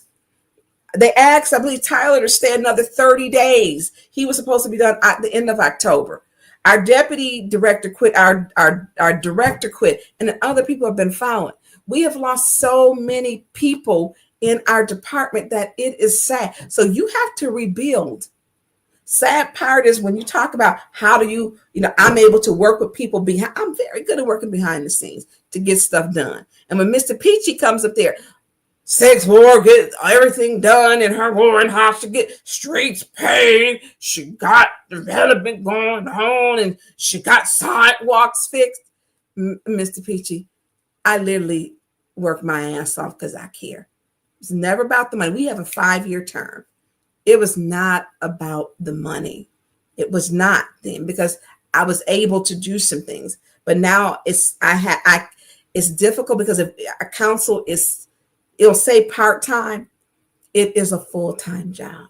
People don't hesitate to call me from any ward, and I take their calls 7 days a week. I take their calls. It's not enough to sustain. We do not make enough to sustain ourselves. Not if this is your priority job. Whatever else that I was doing, this has consumed my life with the issues, because I come from working at City Hall and then working in business. And when you know how to get things done, people will call you. I'm not turning down anybody, just not. So I just want people to know, when you hear it from me, these polls, they're having fun with them. Mickey and Winters, can I not be in any polls this Friday? If y'all doing poll Friday, can I not be in any polls? Please and thank you. I would appreciate that. Can y'all get somebody else with the polls instead of me? And I want to keep that. And I don't do, let me tell you, I don't do what I do for clicks, likes, or shit. I don't do that. Because what I understand is that I'm dealing with real people's lives, and dealing with the young man who was told he had to bring in his medical bill to get help on his water bill, which is a HIPAA violation, because we should not be how are we going to preserve his personal medical history? It should not be in our presence. It should not be. So that's just what we should not. be doing. So the poll, I didn't have enough polls. Can I get a poll break? Okay. Can I get a poll break? If whatever I decide to do, and even if it is to, and I have been offered some other jobs. So even if it's that, I'm going to let people here who have showed up to support me, I'm going to let you all know. That's what's going on. I'm going to let everyone here know, because y'all don't know me at 21 a.m. And that's just the way it is. I'm transparent. I'm like all of you. I'm like each of you. I share my life to let you know what's going on. But Flint should be like a smaller Detroit. Flint is a whole vibe. When I go, and I've traveled to so many cities and lived in another city and did business so many places, that what I see for the potential for Flint, we may never reach with this man. We're not. Should there be a changing of the guard? Absolutely. Absolutely. Absolutely. Jeremy has I emailed you a couple of days ago, and it would be really great to get a response. I have not been on Jeremy because I had really been dealing with some health issues. Do me a favor, you can, I don't know if it's lost, but send it back to the top of my email, and I will look at it. I will. Are you the one who was you were coming here and you want to do like a fellowship? Because I don't have your last name. I don't have it up. Just put a yes in it if that's you, because I did read it. I have not felt well, and people, I didn't realize how sick that I was. Yeah, but when your doctor calls and tell you, because the nurses are saying it, you take care of your health, because this job is a lot. It's a lot. So we're gonna go on. So whatever I do, I'm gonna let y'all know. And it's conversations that has to be had, whatever I do, because the hardest thing was to tell my children in a page that they put their addresses up and phone numbers up. That's a hard thing to do. Okay, Jerry, I did not respond. I have not felt well the past, but today I'm good.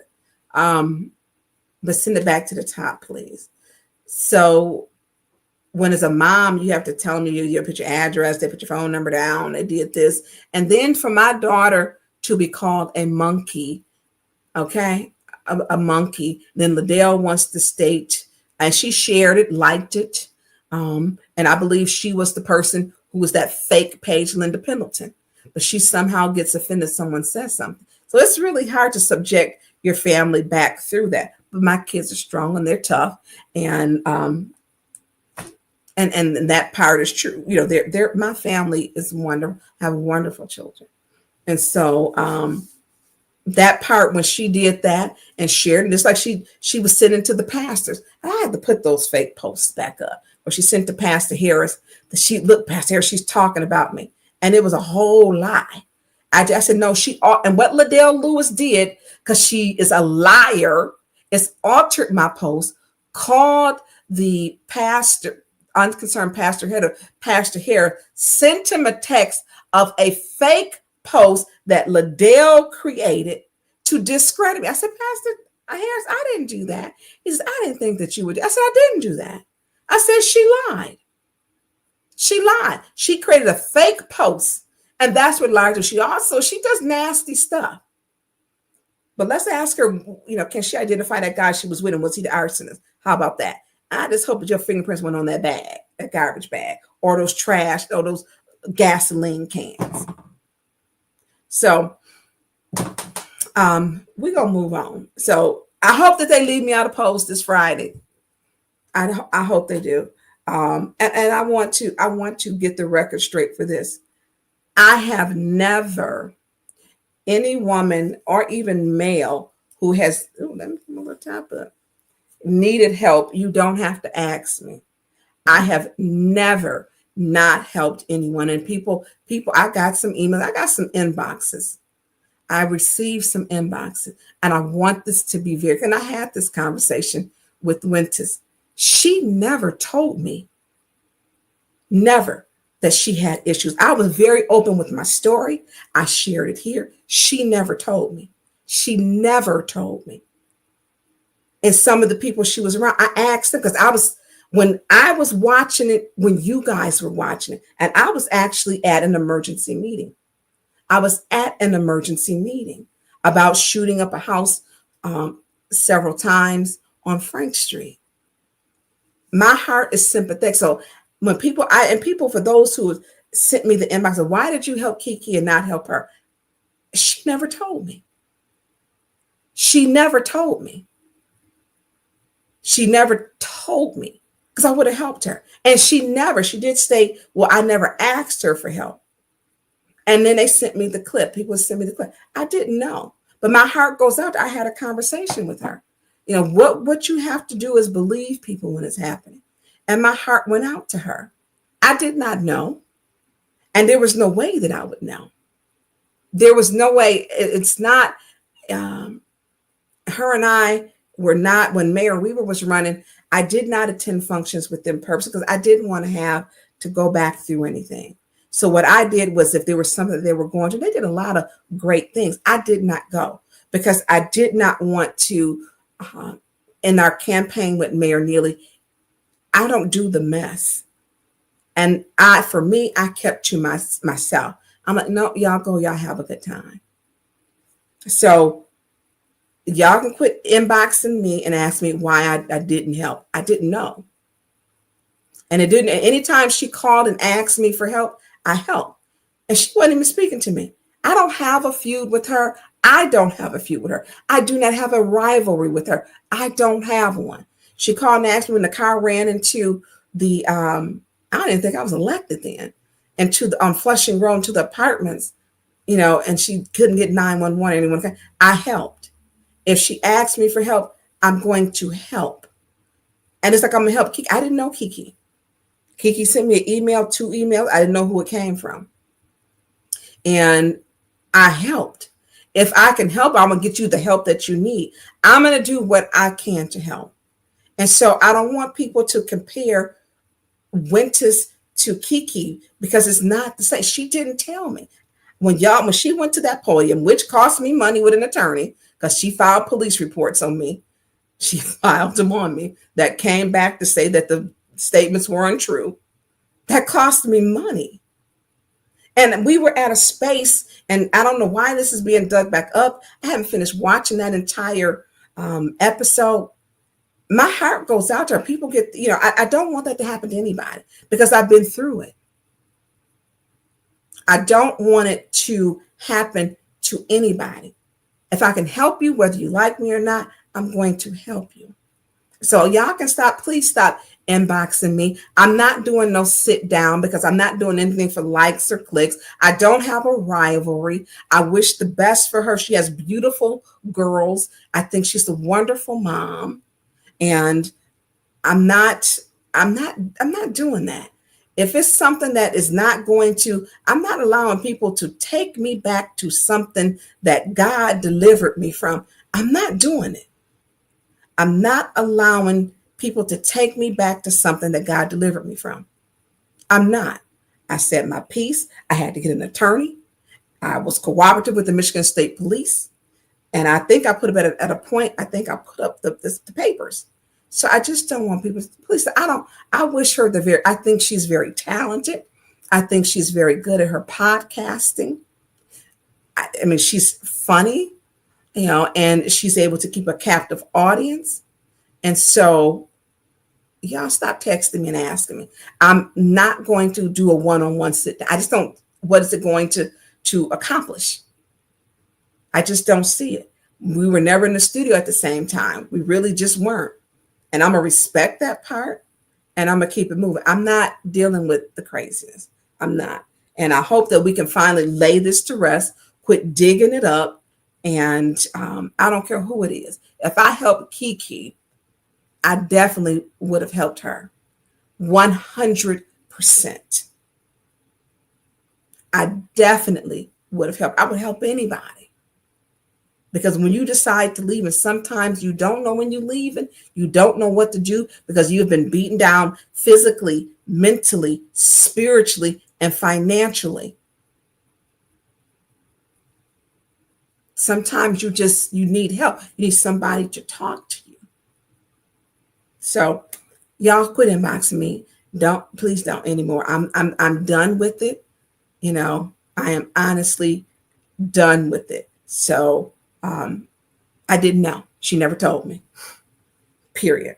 And if they say anything different, then we can take lie detector tests. I'll pay for my own, because I'm not doing this anymore.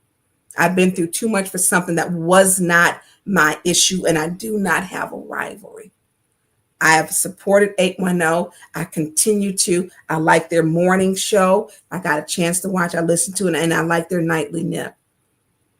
So we're done with that. So the other part, because it's like people want to just keep coming at me with a target. So one of the things was Leon stated I was a God. Do you still have that where he said I was a known cocaine and a known cocaine and an alcoholic? I don't know if you still have that one. I had sent it to you. We did our last show, so it's going to probably really be up there. And it was funny because I'm like, when people get to lying on you, you can't make this stuff up. So that was the one where he put the lollipops and spelled one of the words he spelled wrong. And I'm like, people do have substance abuse. There is help. Okay, I'm gonna put it back up here. Also, if you can donate to Jonathan Eaton at Eaton Media, it's down at the bottom. Please kindly donate to Cash App J Eaton Media, Cash App $ J Eaton EATON Media. So if you can please donate, it's also down at the bottom of the scroll. Would greatly appreciate it. So if you can put up, this is weird. Now this is fun. They put up the resolution about wanting a drug test, that we need people to do drug tests. J Eaton Media LLC Media, if y'all can donate to it. And so I don't have no problem. The problem is the AC American Civil Liberty Union said you can't do it. And y'all heard the attorney state, you can't do it. He didn't approve it. So he decided to do, when he got his PPOs, he put on here, and this is where I'm really at the point where I'm tired of people lying on me. I'm really tired of it. He put this lie. Is she a known or habit or whatever? He put, yes, she's a known. Let me read it so I can, because look, the picture ain't necessarily the best. So it states, do you believe the responder was under the influence of any alcohol or drug, legal or illegal, at the time of the incident? He checks yes, which is a lie. Because I'm going to keep checking he's not going to, if you lie on me, we're going to clear this up. We're going to move forward. This was a lie. Then he puts he missed some words and letters in there. Alcohol. It says, if yes, what substance and why do you believe this? He didn't answer that part. If yes, what substance and why do you believe? He just put alcohol and cocaine was my known choice of drug, according to Leon L. Alamine, who was charged with a felony, less than strangulation, murder, but less than strangulation, with strangulation, and then a misdemeanor. And so he didn't put why he believed this, because he's not in my wheelhouse of friends. If I was a drug addict, or abuser, which is serious, because these are people who have serious issues. Alcohol is a disease. And so he put on there drug, alcohol, and cocaine. I have never had a DUI or OUI, public intoxication, or any of that. I don't do that. And so I'm careful if I am having, and my sister is a bartender, if we as sisters get together, we may have a good time. I'm not leaving. We don't do that. No one's going to drive and get underneath the wheel. No, you're not going to catch me slipping. No. Nope. And as many times I done got on my bed to go to a crime scene to see what was going on, where the police was at. Do you really think I got an alcohol problem? Not just in my ward, sometimes around the city. Do you think I would go inebriated to where the police are, stopping legit? Oh, she's lucid. Oh, she's unhinged. Oh, we might be on drugs. You're not bothering me. I ain't on drugs. Whatever I can tell, I take drug tests because of licensing. So this is where he said this. And I'm like, let's go ahead and just get it done earlier. So I guess I never read. Can you put up the drug test? So we'll give them something to talk about. So I am 100% clean, which we know that. 100%. So this is my drug test. And so I didn't know they would have barbiturates. So negative for marijuana, serum, and what is the one? Negative for marijuana, amphetamine, barbiturates, benzodiazepines, I may be saying this wrong, cocaine, metabolites, opiates, methadone, PCP. I'm negative. So they can quit telling these lies, because if you lie on me, I'm going to check you. I'm not allowing people to keep coming for me with nonsense. I'm not going to do it. So 100%. Okay. I don't have nothing in my system. Nothing in my system now, because I did get diagnosed with type 2 diabetes, but that's not on my drug screening. My energy is up. I'm feeling better. I'm just not putting up with people's nonsense. I'm not allowing it. I'm just not. And when he put on there, I'm a known cocaine and alcohol abuser, man, and there is nothing. And let me state this, because we don't want to panic. She's trying to be funny in court. You get yourself together, Liddell, okay? Because this is not a drug screening. It's not a drug test. It's a panel. It's a panel, a drug panel. Okay, I had to give a lot of blood. I'm like, maybe I could have solved that. No. So I had a drug panel, and I'm sure, so they need to stop this. They put these, what do you call them? Conspiracies out. They put these conspiracies out. I am not on any drug. If I was, I hope y'all would pray for me to get help. If I was, I would hope that y'all pray for me to get help. Yes, that is my name. My mama and daddy made that. I think that's kind of like my aunts and them. Yes, that is my name. So I share, and I want to be transparent, because I don't want people to think that, and marijuana is legal. It's legal. I can smoke as much marijuana if I wanted to, gummy bears and whatever, else or whatever. But what I want to say, he said, it's slander and disinformation. Jeremy, you're 100% correct. It is slander and disinformation. So I had a whole panel, and I probably should have, they probably should have gave me a little cookie and oranges by the time I left. So I am serious about myself and my health, and I want you all to do it too. I went to even get a mammogram, and in my mammogram, ladies, get your mammograms. At the age of 18, I did find, since we're doing sharing time, I guess, at the age of 18, I did have a benign tumor removed. And so I have to get my mammograms, gotten behind on them. And that was shame on me for getting behind on them, because we have to make sure our health is serious. And so when I got the mammogram, they're like, oh, the machine is not going to hurt. I'm like, y'all name the machine a lady's name and think it's okay. I think this one was Christina. There was one named Sophie. Oh, Sophie's not going to hurt. It's not going to hurt you. And I'm like, that ain't true. Sophie hurt. So I want you ladies, go get a mammogram. Tell your mamas, tell your girlfriends, tell your, so that is I'm sending you the machine. And so go get the mammograms, take care of yourself, because if caught early, a lot of this is preventable. And so they do give you a cute little pink top to put on. They've always done that. And so I sent you two pictures. One is the machine. This is, I think, Christina or something, Isabella, something, one of the names. And so get checked, because if caught earlier, your survival rate is so great. Okay. I can't remember what the percentage. So, and if you're a young mom, they say if you breastfeed, you lower by 40%.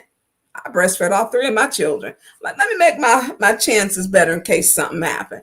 And so, and it's natural. It's a natural thing to nurse. And when my niece had her children, she was like, why is St. Time here trying to make me nurse my children? Because it's healthy for you. It's healthy. So this is the machine that they act like it's nice. And the technology is so different. So it goes around, you smush your breast up in there, and it takes a picture. What do you call it? It takes a whole picture of it, Go schedule to get your mammograms. If you don't have insurance to get a mammogram, let me know. There are places that will do them for you for free. Get your daughters. At 18, I had a benign tumor that was removed at 18. So that's me in a little pink little top. And they got little cute pictures up in there. That's me in there. So I didn't just take the picture machine. Your girl was there. And the machine wasn't as bad as the last one. So this one was a little better, but I am height challenged. And so when you're trying to adjust and to get up there, but it goes so quick. It's so quick. And the people at RMI are really good. It's quick and it's good. Just Me said it's super quick. It's a little uncomfortable, but worth it. Absolutely it is. It is worth it. Get it done. Get it done. That mammogram machine looks rough. Listen, I was sure. Stand up, turn to the side, don't lean in. I'm like, I am not a proficient mammogram taker, but they work with you, get it done. And I want people. So for me, what are my next step is I'm trying to be the healthiest me that I can be. Okay. So, your girl's drug free. So, I want y'all to do the things that you need to do because there are survivors. I talk about Sheena being a survivor of cancer. And she's a survivor and she has 2 young children. And I don't know if anyone else is on here, but this blunt, I missed what Berta Baby said. I missed it. What did Berta Baby say before? Because y'all know I can't see. So I want y'all to take care and take your mamas, take care of yourselves. Hey, I've done mind sharing shit. I'll give you one because you my peeps. Oh. Oh. So listen, if you can't afford to get a mammogram, there is help. Contact me. I'll get you in touch or someone that needs one. But start early. Do self-examinations. You can YouTube how to do them. If we couldn't YouTube how to do them when I was 18, wasn't even no YouTube when I was 18, I don't think. So take care of yourselves is what I'm saying. And so I appreciate all of y'all still up. And if y'all know more about me, then y'all know a lot about me. But I want people to be healthy.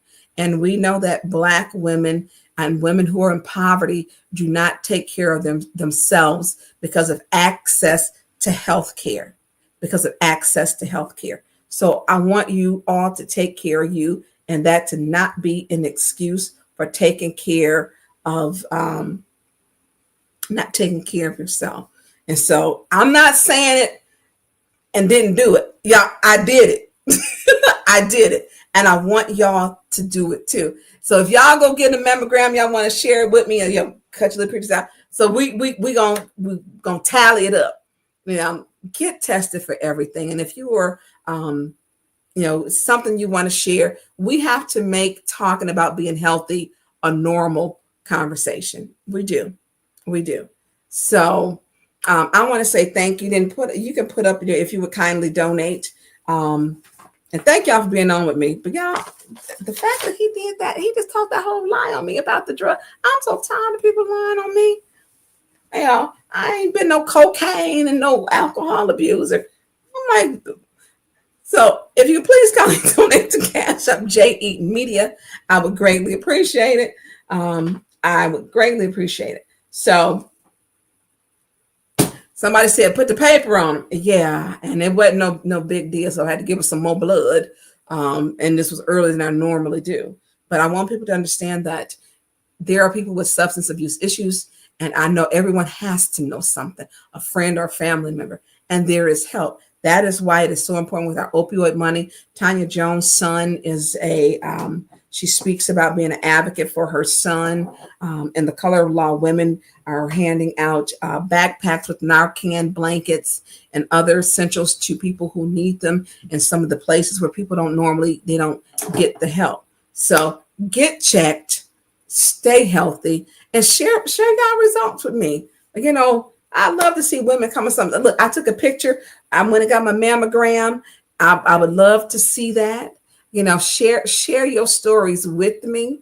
You know, I'm working on some different shows, but I've been busy, so y'all forgive me. Your girl had not felt well like I should have. And my body was not processing insulin the way it should. Making it process, whatever. But look, I'm going up. So listen, if you can please kindly donate to Eaton Media LLC. Jonathan, you have been fantastic because we have now did a 3-hour and 43-minute show. We are going on to the 1 o'clock hour, and I appreciate you with what you do and the time and effort that you put into this, because you rock and you are awesome.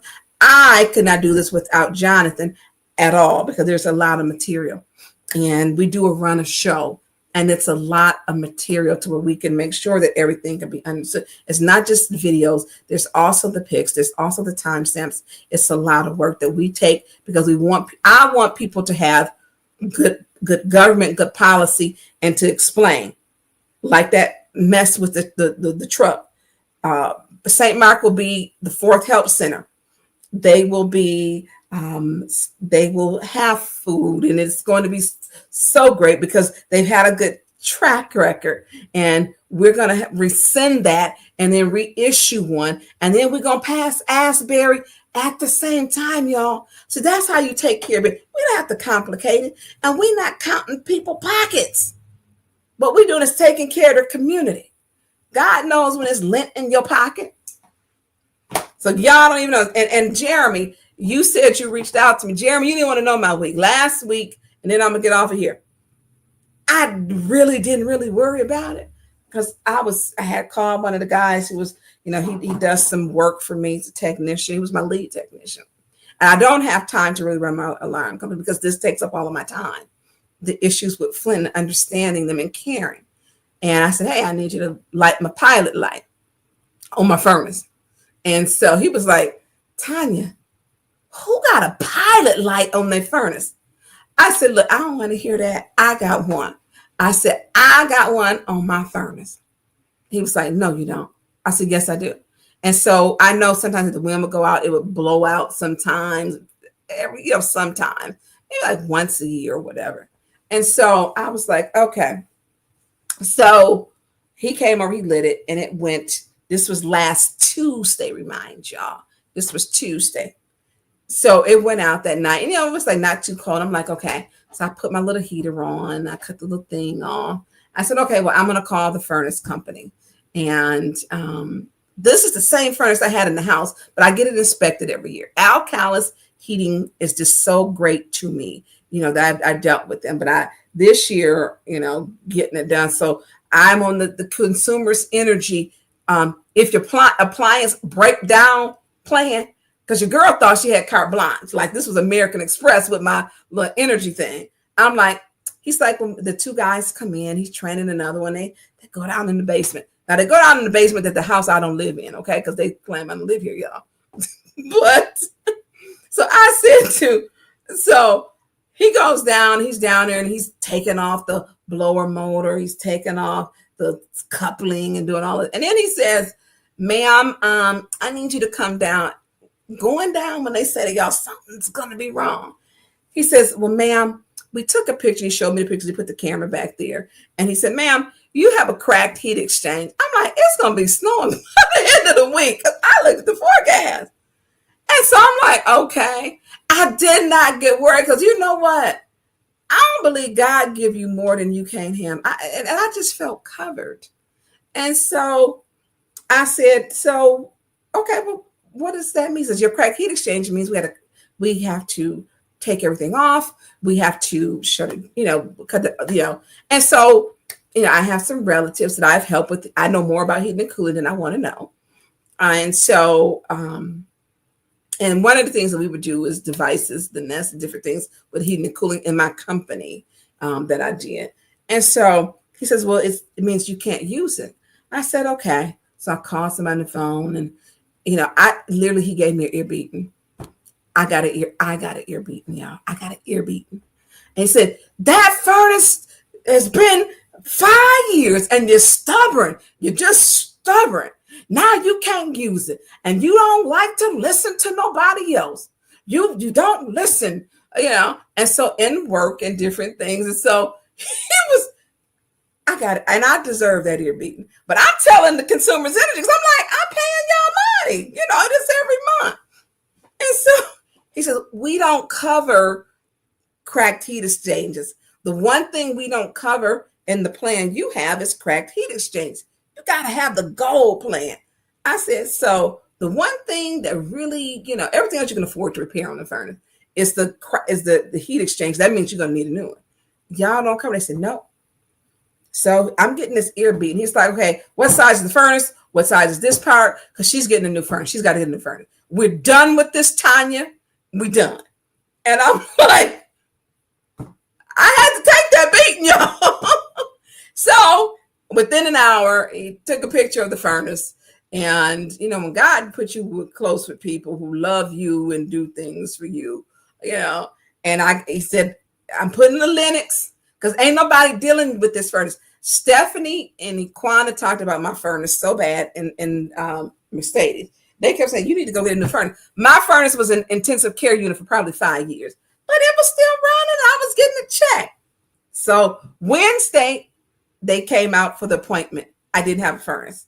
It was done. Thursday came in and we put the furnace in. And so he's licensed and put a new Linux in. So I'm like, he never worked so good. So I just want to say, y'all, my week was hell. Then Friday, I was diagnosed with type 2 diabetes. Okay. Wednesday, I had to go to that council meeting. No, that morning I was at St. Mark. Then I had the meeting with Meet the Furnace people.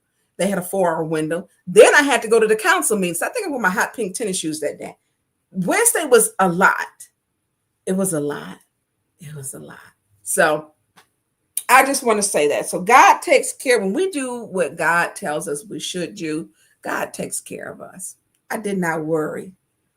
We can't ask God to do something and then worry about it. We asking God, we got to stand on our faith and believe. So that was my week. So if I have not contacted everybody, y'all, that's what happened. And good night, Beverly Biggs, sending you love. You probably fell asleep, woke up and fell back to sleep. So we're going to get off of here. And two, I want to say this, Jonathan. And so if I have not called y'all back, answered y'all emails, last week was a lot. I promise you. I did not look like what I was going through. I did not. But I want people to know whatever it is, you can come out of it and work through it. I knew that my tomorrow would not be like my yesterday. And that is what keeps me going. So I appreciate each and every one of you that are still on here. I'm sending much love to each and every one of you. And to my friends who are my friends. And I've got some wonderful ones. I think everybody heard about that furnace. That's my friend.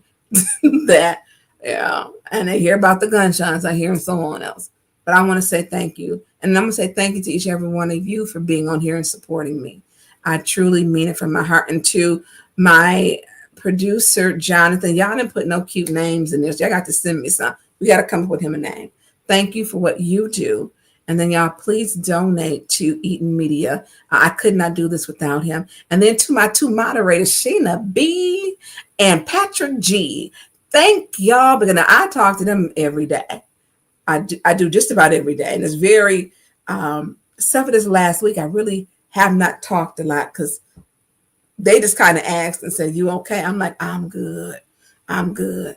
And I am good. So to Sheena B and Patrick G, I appreciate y'all and everyone else that is on here. And please kindly donate to Cash App J Eaton Media. And look, y'all have a good night. Look, if y'all go and get them breast examinations, share that with me, please, because I want to celebrate. So if I have encouraged you to take care of your health, if early detection matters. 18, I had a benign lump or tumor in my breast. So you're never too young. So get checked, get your daughters checked. Chris Caleb, I can't tell you because I got the discount. I got the what's the name deal. Yeah. So, and I'm going to tell y'all this. They told me that with my cracked heat exchange, if I had went to sleep, kept trying to light that pilot light, I may have not woken up. I do have CO2 detectors in my home.